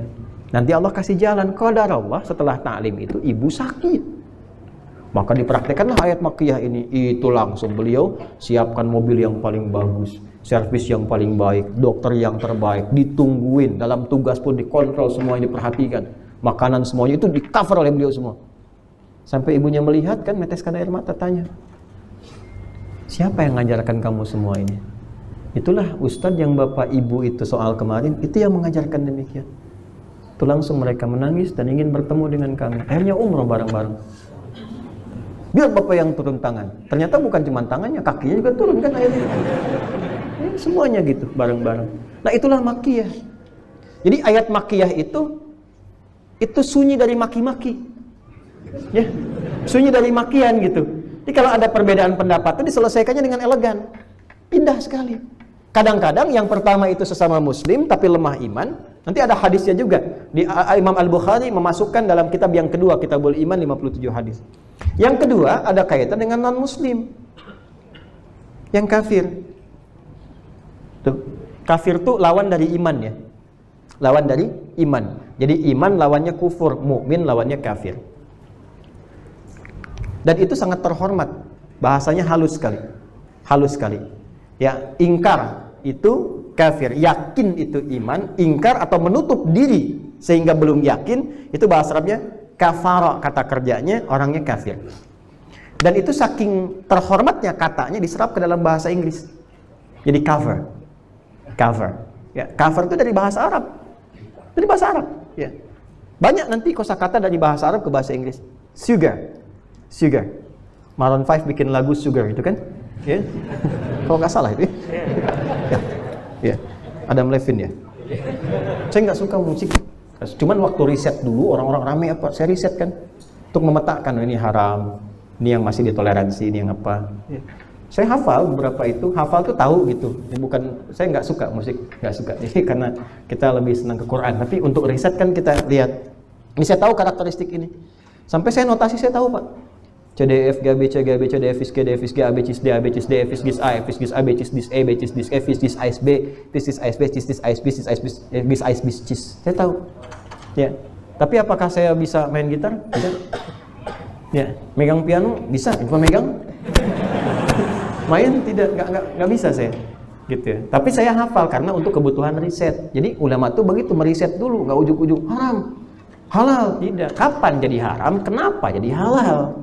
Diriset semuanya turunannya, dari ayatnya, dari hadisnya, dari macam-macamnya. Tapi mau saya katakan begini, saya ingin kembali ke sini gitu ya. Cover itu dari kata kafara. Ini kan cover, ada covernya nih buku ini. Kenapa ada covernya? Untuk menutupi yang di dalamnya. Kalau ditutup nggak kelihatan dalamnya. Kalau dibuka baru kelihatan nampak dalamnya. Sesuatu yang menutup sehingga tidak tampak, belum hadir ke dalam, itu kafara. Orang yang menutup diri sehingga tidak mau menerima informasi dan sampai ke dalam dirinya disebut kafir. Karena itu ketika, nah ini, ada ayat-ayat turun pada fase Makkiyah, banyak kalangan non-muslim. Banyak. Bahkan mereka juga untuk mencoba berinteraksi dengan Nabi Muhammad SAW. Di antara mereka ada yang nawarkan. Udah, kita itu toleransi aja. Jadi kisah toleransi itu 15 abad yang lalu sudah ada. Jadi kalau Anda khatam ayat-ayat Makkiyah, itu tenang kehidupan beragama. Ya, dan pembahasan ini dijamin oleh undang-undang pasal 29 ayat 2. Saya hafal undang-undang. Negara menjamin kemerdekaan tiap-tiap penduduk untuk memeluk agamanya masing-masing dan beribadah menurut agama dan kepercayaannya itu. Sampai saking pentingnya pasal ini diturunkan ke dunia pendidikan.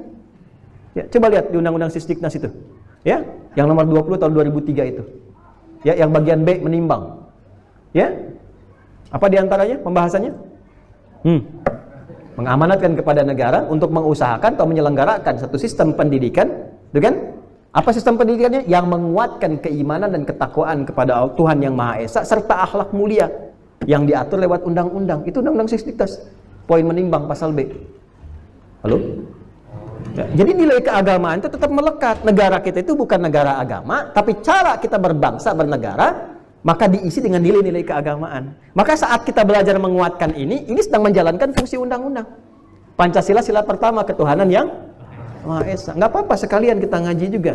Ya, jadi kalau kita tahu harus bangga jadi Indonesia, bangga. Ya, saya bangga, saya Indonesia. Ya, saya hafal Pancasila, saya tahu undang-undang, dan saya hafal Quran misalnya.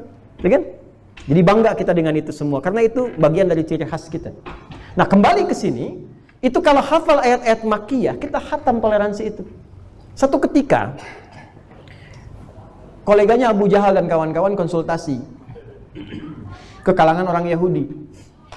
Ya, gimana caranya, ya kan? Gimana caranya kita bisa mengonfirmasi kebenaran dari salahnya Muhammad SAW? Maka nanti Yahudi mengusulkan beberapa pertanyaan, termasuk nanti kisah Dzulqarnain, kisah Ashabul Kahf, makanya turun surah Al-Kahf itu. Tapi menariknya ketika datang itu, nah ini bahasa yang paling menariknya.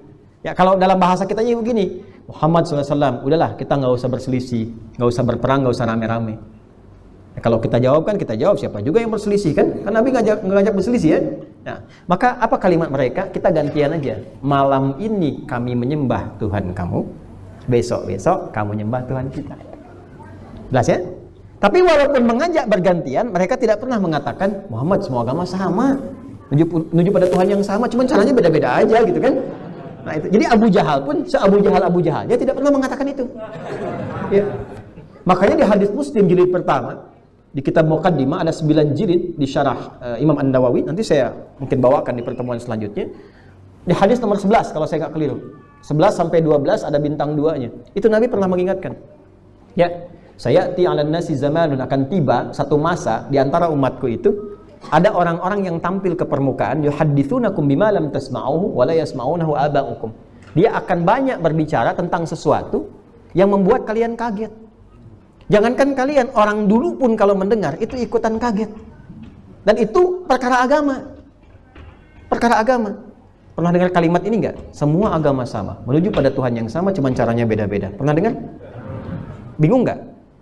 Kaget enggak? Nah, jangankan antum, Abu Jahal pun kalau ada ikut kaget lagi.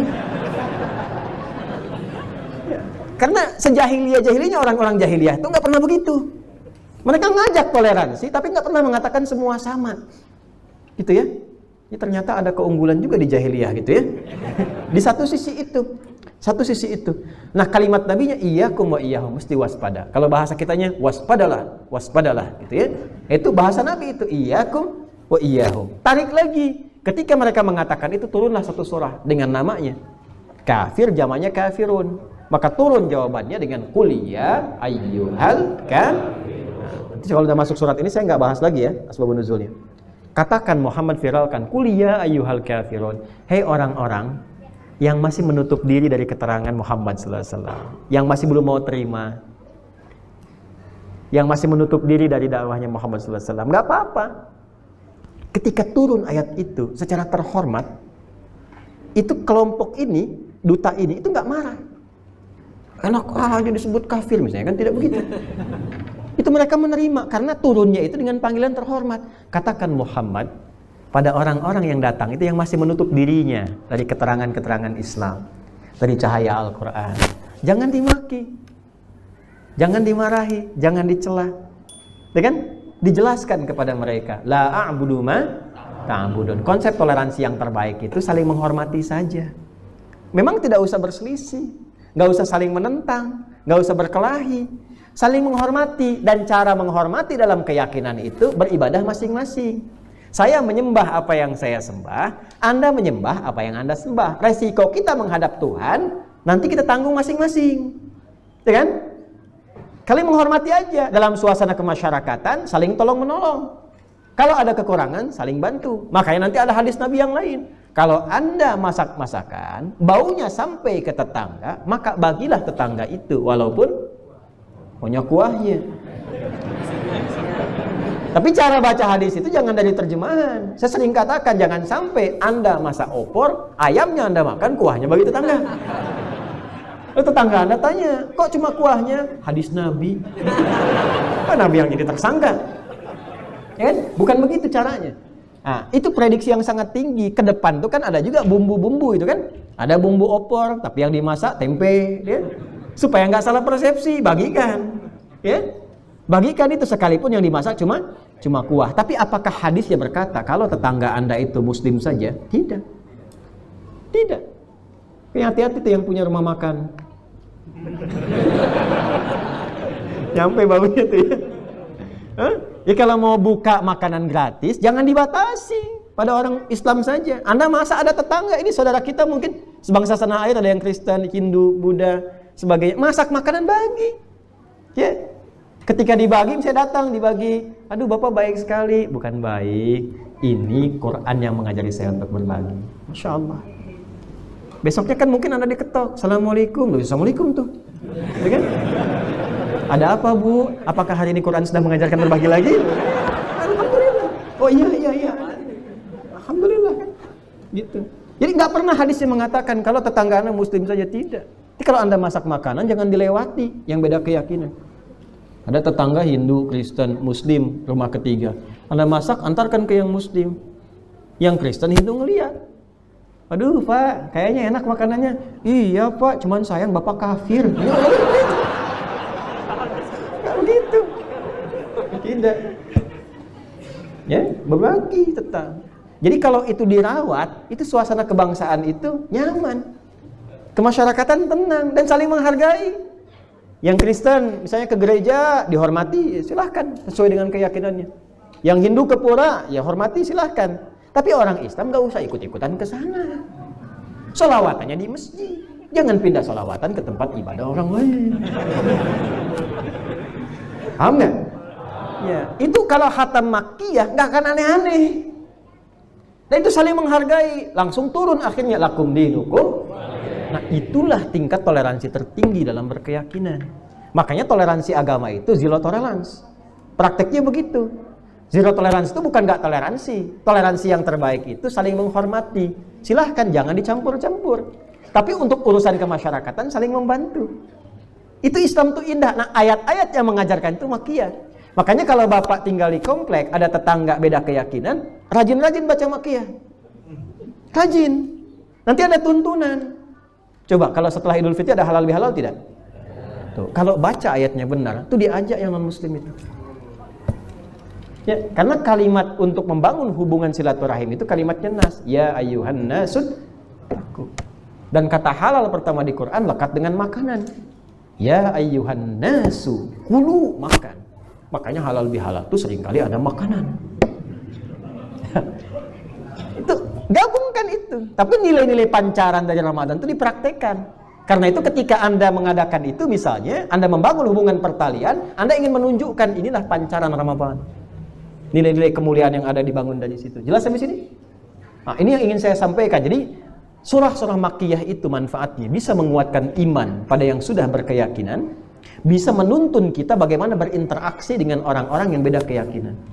Jelas ya? Sekaligus menjelaskan. Jadi kalau sekarang ada kontroversi misalnya pemahaman tentang kata kafir, Anda sudah paham dari sini. Oh, ternyata kafir itu bahasanya terhormat ya. Ya kan? Ya, nggak merendahkan kan di situ. Ada nggak unsur perendahan? Tidak ada. Berarti kalau yang menilai itu perendahan, artinya belum paham dengan kata-kata ini. Nah, yang belum paham itu dipahamkan, bukan dicaci maki. Kalau belum tahu, diberitahu, bukan dimarahi. Jelas? Halo? Coba Anda cari di Quran panggilan untuk non-muslim yang sifatnya merendahkan. Anda nggak akan temukan. Nggak akan temukan. Memanggil langsung ya. Kalimatnya dengan panggilan-panggilan terhormat. Qul ya ayyuhal kafirun innal ladzina kafaru. Ini selalu seperti itu, terhalang-terhalang. Pernah nggak diturunkan status jadi hewan? Sapi-sapi yang tersesat misalnya. Nggak pernah kan? Nggak pernah. Jadi selalu dalam konteks kemanusiaan itu menjaga. Jelas ya? Itulah makkiyah. Wah, ini baru satu huruf ya. Ya. Jadi satu, manfaat belajar surah makkiyah, satu bisa menguatkan iman untuk kita umat Islam, menguatkan iman sekaligus meningkatkan ibadah. Meningkatkan ibadah. Karena itu nanti dalam praktek salat-salat makkiyah, itu nanti keberhasilannya diukur dengan penguatan iman dan rajin ibadah. Awas, hati-hati. Kalau sudah belajar nanti, awas ya, belajar surah-surah makkiyah tapi tidak membuat kita lebih meningkat ibadahnya, berarti ada yang salah dengan cara saya mengajar. Harus lebih yakin, mantap ibadahnya, lebih ikhlas, lebih meningkat ibadah. Itu manfaatnya. Ya, agak cepat sedikit ini bagian terakhirnya. Wa itsbatur risalah, dan menetapkan ya risalah kenabian Nabi Muhammad SAW.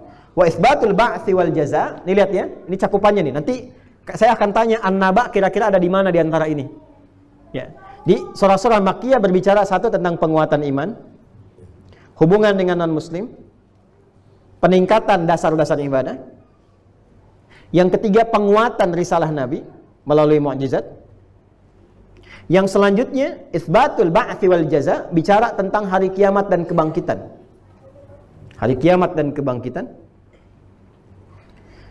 Wan naru wa 'adzabuha wal jannatu wa na'imiha wa mujadatul musyrikin bil barahinil aqliyah wal ayatil kauniyah.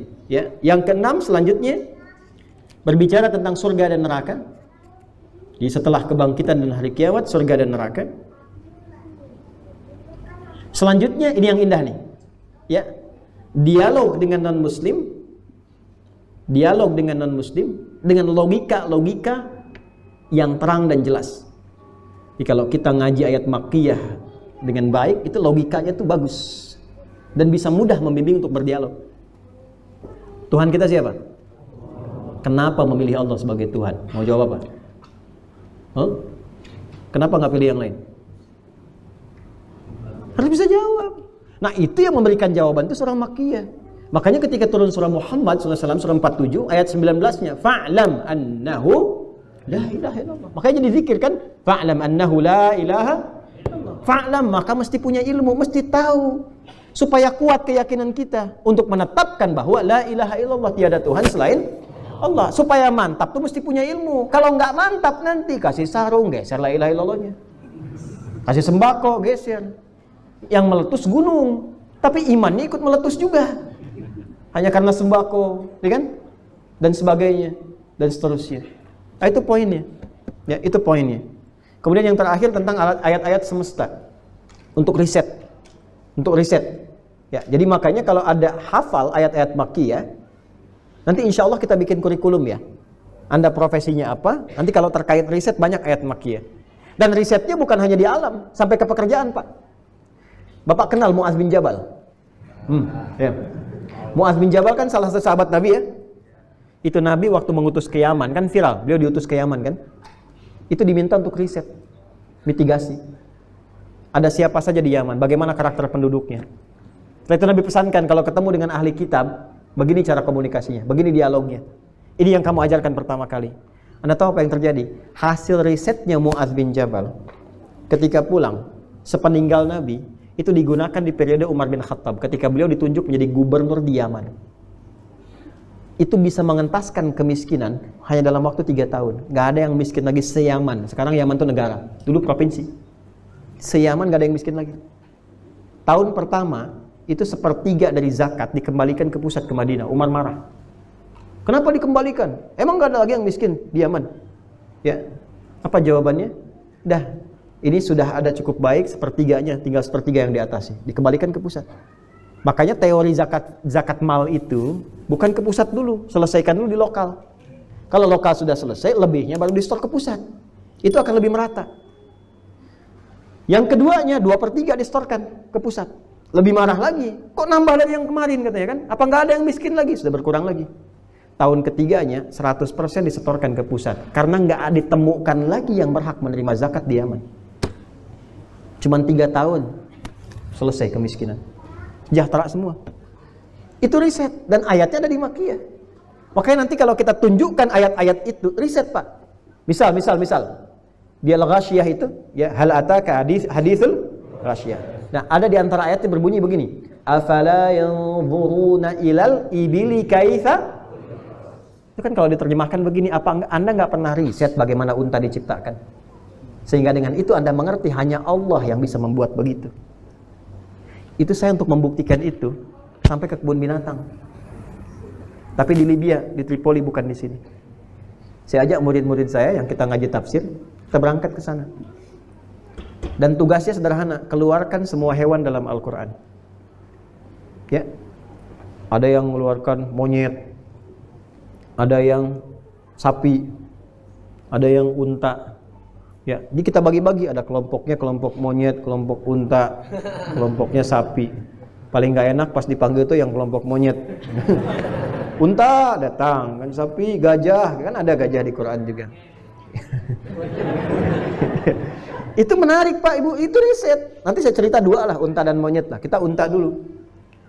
Tugasnya sederhana, lihat unta, konsultasi ke pawangnya. Di Quran ada begini. Apa yang bisa kita ketahui? Ternyata Masya Allah, unta itu punya 3 keistimewaan yang ditemukan di dalamnya di unta itu dan nyaris tidak ditemukan di hewan lainnya. Satu, dia punya selaput di matanya yang bisa dia keluarkan kapan saja untuk melindungi matanya dari terjangan badai pasir. Jadi kalau orang-orang Arab ingin melakukan perjalanan dan ada badai, dia tetap ingin masih melewati itu, melakukan perjalanan, maka dia naik ke unta. Unta bisa bertahan, dia tutup sendiri tuh. Nit, otomatis jalan. Itu unta. Makanya orang Arab menyebutnya safinatus sahra, kendaraan padang pasir. Anda punya Ferrari, Lamborghini, Lamborghini, sampai di padang pasir, badai, berhenti. Ya, tapi unta jalan. Dilihatin aja jalan. Unta. 2, dia punya tembolok tuh. Ya, yang di dalamnya dia bisa tampung air itu, bisa olah sebetulnya. Sehingga dengan itu dia bisa tidak minum kurang lebih sampai sebulan sampai 3 bulan. Itu unta. Yang ketiga, dia sangat sensitif memberikan kasih sayang sesuai dengan perilaku. Makanya pada anaknya itu, Bu, itu Masya Allah Bu unta itu. Jadi kalau ibu perhatikan ya, misal musim panas nih, musim panas. Kena panas kan? Ada anak yang harus disusui Pak. Itu untanya sampai harus mengeram dulu di air. Datang ke air dulu, dia rami dulu. Sampai terasa hangat, nggak terlalu panas, baru setelah merasakan nyaman, hangat, nggak panas, baru susunya diberikan kepada anak. Unta. Dan dia akan membalas sesuai perlakuan. Di Libya itu pernah kejadian, guru saya pernah cerita, ada yang ke unta itu kasar, selalu dicambuk, makanan dijauhkan dan sebagainya, cuma sedikit yang dikasih, tuntutan banyak. Itu di hari tertentu, malamnya, dia pelajari unta itu di mana si tuannya tidur, malamnya didobrak kandangnya, diinjak-injak sampai meninggal. Unta. Ya, dan di situ ibil. Sedangkan nama unta ada banyak. Ada ibil, ada jamal. Hatta yalijal jamalu fi samil khiyat. Kenapa di sana jamal? Kenapa untanya Nabi Saleh naqah? Naqatallahi wa suq. Ya, fakadzabuhu fa'aqaru. Kenapa naqah di sana? Kenapa di sini jamal? Kenapa di sini ibil? Itu ada maknanya. Unta ada berapa kakinya? Tuh, yang belum tahu 4. Kalau sudah riset 2. Ternyata unta itu punya 2 kaki, 2 tangan. Hah? Ini penting, nanti terapannya ke hadis. Ya, Bapak Ibu pernah dengar hadis ini? Kalau sujud, sujudlah kamu, jangan seperti duduknya unta. Ya kan? Dahulukan telapak tanganmu sebelum lututmu. Hadisnya 1. Yang keduanya, ada yang dahulukan lututmu sebelum telapak tanganmu. Sama-sama unta. Itu memahaminya bagaimana? Itu kalau nggak paham bisa bermasalah. Dan masalahnya bisa serius. Karena saya kurang lebih 4-5 tahun lalu itu menangani kasus suami istri yang tidak tegur sapa semalaman gara-gara persoalan ini. Ini serius Pak Ibu. Serius. Suami pulang kerja malam, mungkin kena macet, isyanya di rumah. Begitu sholat isya, istri qadarullah melihat. Begitu turun suami mau sujud pakai lutut dulu. Lututnya turun baru telapak tangan. Istri melihat, merasa itu menjadi amunisi akhirnya. Begitu salam, ini persoalannya tanpa muqaddimah. Papa sholatnya salah. Ini persoalan Bu. Ar-rijalu qawwamuna 'alal, laki-laki itu diberikan bakat memimpin pada keluarganya. Apa ciri khas pemimpin? Betul, tidak mau dipimpin. Ciri khas pemimpin tidak mau dipimpin, hanya menerima usulan, bukan menerima saran. Ya, perempuan juga nanti punya keunggulan lagi. Ada bu keunikannya. Ya, kalau beda pendapat misalnya kan, perempuan tuh punya ciri khas. Salah Pak kalau memandang istri atau perempuan ingin selalu menang, tidak. Perempuan itu nggak pernah punya karakter ingin menang, tidak. Tapi berharap suami mengakui kalau dia salah. Ya. Dalam kan ya. Nah ini debat itu akhirnya. Papa salah sholatnya, mama yang nggak baca hadis, padahal dua-duanya nggak baca. Jadi si istri belajar di Ustadz A harus pakai telapak tangan dulu. Suami di Ustadz B pakai lutut dulu. Besoknya ketemu saya. Datang itu masih belum cerah wajahnya. Begitu kakak saya senyum. Loh, kok senyum? Bu, Pak, masalah bapak dengan ibu itu ada di kitab yang sama. Sunan Abu Daud. Yang bapak nomor 838, ibu 840. Cuman beda 2 nomor. Yang satu kanan bawah, satu kiri atas. Yang satu riwayat Wa'il bin Hujur, yang satu Abu Hurairah. Oh, nggak pakai oh, saya bilang baca dulu, lihat. Jadi saya terangkan yang pakai hadis Wa'il bin Hujur itu kalimatnya kurang lebih berbunyi begini, idza sajadta, kalau Anda sujud, atau kama qala Rasulullah sallallahu alaihi wasallam, fala tasjud kama yabrukul ibil. Maka jangan sujud seperti duduknya unta. Falyadha rukbatayhi qabla yadayhi. Dahulukan lututnya sebelum telapak tangannya. Hadis pertama. Yang kedua yang Abu Hurairah, idza sajadta fala tasjud kama yabrukul ba'ir. Ini ibil, sana ba'ir. Falyadha yadaika qabla rukbataika. Maka dahulukan telapak tanganmu sebelum lututmu. Kalau ngaji terjemahan seakan-akan bertentangan. Tapi kalau di ngaji spesifik kita menggali tentang unta. Plus juga teman-teman sekalian terkait tentang siapa Wa'il bin Hujur, siapa Abu Hurairah akan ditemukan maknanya. Di sini ibil itu unta umum yang gak ada masalah. Ba'ir itu unta tunggangan yang punya beban. Sedangkan unta depannya itu bagian tangan, belakangnya kaki. Kalau unta nggak ada beban, dia yang turun apa? Telapak tangannya dulu, lututnya baru belakangan. Makanya kita menyelisih unta, dahulukan lututnya sebelum tangannya. Kalau unta punya beban untuk menahan, dia tahan dengan lutut dulu, baru telapak tangannya. Makanya menyelisihi, dahulukan telapak tangan, baru kemudian lututnya. Maksudnya apa? Wa'il masuk Islam lebih dulu dibandingkan dengan Abu Hurairah. Wa'il itu di awal-awal masa Islam udah masuk Islam. Belajar, Nabi masih seger. Ikut perang Badar dan sebagainya. Abu Hurairah masuk Islam 3 tahun sebelum Nabi meninggal. Usia 60 tahun. Di masa-masa itu kondisi Nabi sudah agak sepuh. Bahkan beliau menggunakan tongkat. Biasanya kalau sepuh masalah klasiknya di apa? Lutut. Di lutut. Makanya yang terlihat oleh Abu Hurairah, Nabi itu ketika sujud mendahulukan telapak tangan karena lutut bermasalah. Hadis Wa'il, Nabi lututnya masih nggak ada masalah. Jadi ketika beliau kemudian sujud, dahulukan lutut. Hadis Wa'il itu periode pertama, saat suasana itu nyaman. Hadis Abu Hurairah ketika lutut bermasalah. Sebetulnya kedua-duanya itu nggak ada persoalan. Intinya begini, kalau lutut Anda bermasalah, gunakan telapak tangan. Kalau telapak tangan bermasalah, gunakan lutut. Karena untuk sujud cuma satu di antara dua ini yang dipakai. Kalau nggak pakai lutut, gunakan telapak tangan. Yang salah yang pakai kepala duluan. Ini belum apa-apa, udah rame gitu. Paham ya? Jadi kalau kita belajar unta jadi jelas detil. Belajar riwayat jadi mengerti paham. Jadi nggak ada sekat kemudian untuk saling berdebat. Aja senyum-senyum keduanya. Cie-cie, pulang dong. Gak ada masalah aja, pulang aja begitu. Ya, tapi jangan jadikan juga ini sebagai hadis candaan. Anda tinggal milih aja. Jangan Anda katakan begitu Anda melihat misalnya orang turun dengan telapak tangan padahal dia masih muda. Tua. Ini hadis bisa dipakai siapapun. Kalau ada orang misalnya olahraga cedera lutut, maka nggak ada masalah turun dengan telapak tangan. Itu maksudnya. Itu kalau paham begitu tuh indah. Nah itu baru satu ayat surah Makkiyah. Afala yanzuruna ilal Jadi kita itu umat riset, kita itu umat pintar. Pintar itu anugerah, bodoh itu pilihan. Bikin status. Ya Allah itu sudah menganugerahkan kita kepintaran, jadi jangan memilih bodoh. Ya, itu banyak kok. Kita tuh luar biasa, apalagi Indonesia. Indonesia tuh luar biasa.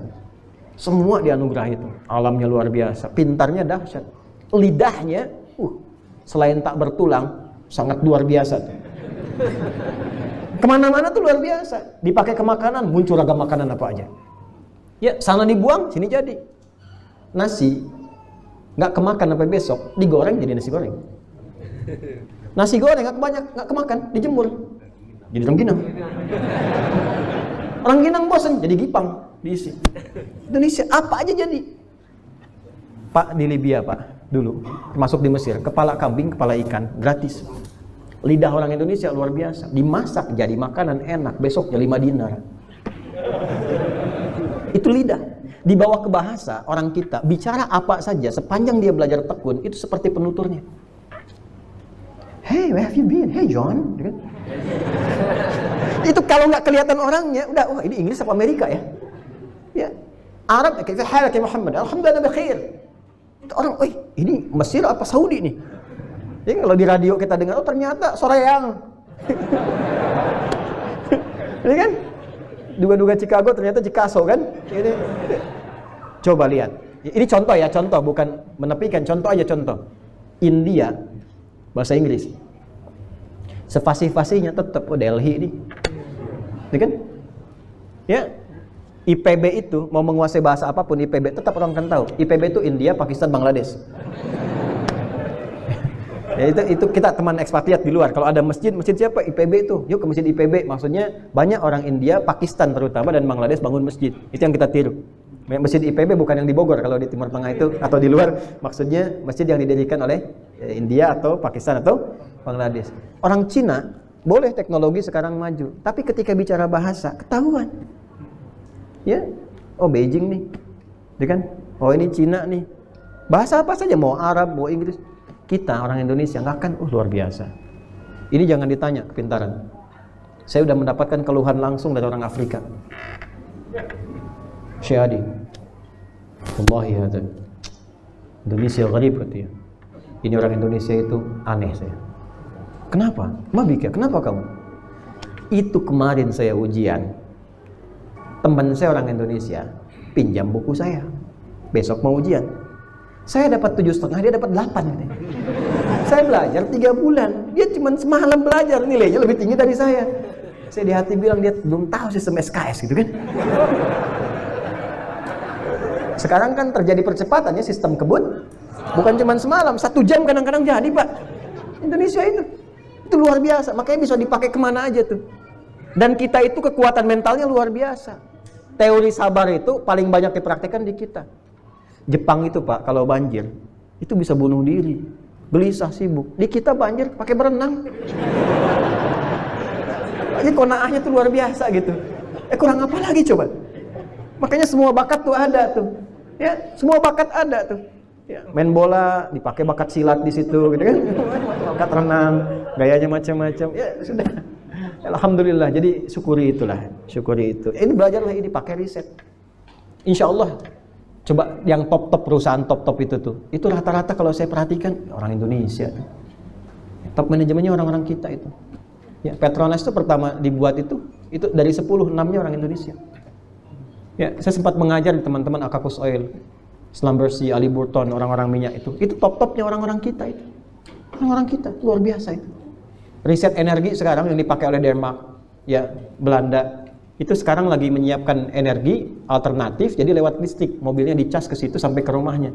Itu yang bikin profesornya orang kita juga masih muda, ketua I4, ya Ikatan Ilmuwan Indonesia Internasional, Profesor Abdul Aziz yang ada di Tokyo, yang mungkin melihat tayangan ini gitu ya, di Jepang. Itu orang kita yang sudah pernah melihat semua partikel di Singapura sekarang. Itu orang kita juga masih muda. Ilmuwan kita tuh luar biasa. Ini syukuri, manfaatkan. Bagi umat Islam itu umat riset. Hadirnya kimia itu kan dari risetnya Jabir bin Hayyan, ya kan? Baca surah 57 Al-Hadid, masuk ayat 25 ke 26, wa anzal al-hadid. Penasaran, bawa besi ke rumahnya di lab sederhananya. Diulik, dilihat, dikeluarkan sampai keluar atom besi. Ya, yang Fe itu E besar, F besar, E kecil, ferum. Ya kan? Sampai sekarang kan nomor atomnya 26 kan? Nomor atomnya. Kan setiap atom itu harus ada isotop kan? Untuk menahan ya keseimbangan atomnya itu. Isotop yang paling stabil kan 57. Ya kan? Ada 55 isotopnya, kemudian 57 kan? Yang paling stabil itu 57. Belajar kimia kan? Ikatan kimia, bukan cuma ikatan cinta, ikatan kimia. Ikatan kimia. Pelajari itu banyak dipraktekkan, bagus. Itu isotopnya 57, nomor atomnya 26. Surah 57 ayat 25 sampai 26. Itu semua banyak riset. Ibnu Firnas ngeriset surat Al-Mulk sampai bikin prototipe sayap burung untuk terbang, dikembangkan oleh Wright bersaudara. Yang atom dikembangkan oleh John Dalton. Ya, Ibnu Khaldun riset di sosiologi dikembangkan nanti oleh Auguste Comte. Saya hafal itu. Itu semua luar biasa. Dulu kita masih begitu. Kita merindukan para ulama masyayikh kita bahas kajian-kajian, diskusi yang lain pada ngeliat, kan? Terus yang ulama kita, cendekiawan kita riset-riset macam-macam. Itu Quran tuh banyak diriset. Harus sekarang. Makanya saya cerewet dari sekarang. Ayo Quran. Kembali ke Quran. Baca lagi, ya, pahami lagi, dalami lagi, hasilnya kita praktekkan dalam kehidupan. Nah, ini yang didapatkan seperti tadi. Nah, nanti saat kita baca surah-surah Makkiyah itu ada suasana riset, ada pembahasan tentang toleransi, ada pembahasan tentang kiamat, ada tentang kebangkitan, surga dan neraka, komplit semua, tauhid dan ibadah. Tinggal saat kita masuk ke suratnya, surat apa yang kita kaji, pasti nggak akan jauh dari pembahasan tadi. Hanya implementasinya bagaimana. Cara kita mengaji nanti akan berbeda. Begitu kita masuk kepada suratnya, yang pertama saya tanyakan surat apa. Kemudian Makkiyah atau Madaniyah, berapa jumlahnya, ya kan?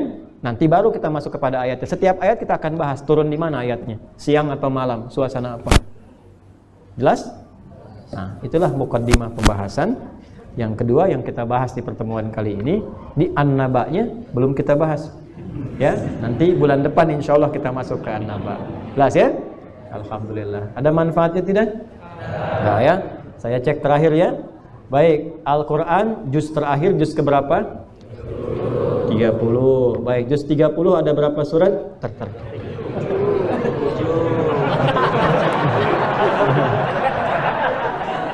Juz ke-30 ada berapa surat? Ada berapa ayat? 94. Baik, dari semua ini berapa yang Makkiyah? Berapa yang Madaniyah? 3. Bagus. Ciri-ciri Makkiyah, yang kalau yang ada sajadahnya surat apa? Makkiyah. Kalau yang pakai kalla, berapa kali kalla disebutkan dalam Al-Quran? Di berapa surat? Masya Allah. Kalau yang ada huruf tahajji, yang potongan-potongan mandiri, suratnya surat apa? Kecuali 2 surat apa itu? Masya Allah. Surat-surat Makkiyah isinya ada apa saja di dalamnya? Tauhid. Kedua? Baik. Ketiga? Alhamdulillah. Ya, itu kalau di kampus sudah 6 SKS itu. Ya, alhamdulillah. Anda nanti kalau masuk kampus-kampus Islam belajar ulumul Quran, hatam bab itu. Insyaallah ya. Baik, mudah-mudahan baik. An-Naba surat keberapa? 8. Berapa ayat? 40. Pembukanya apa?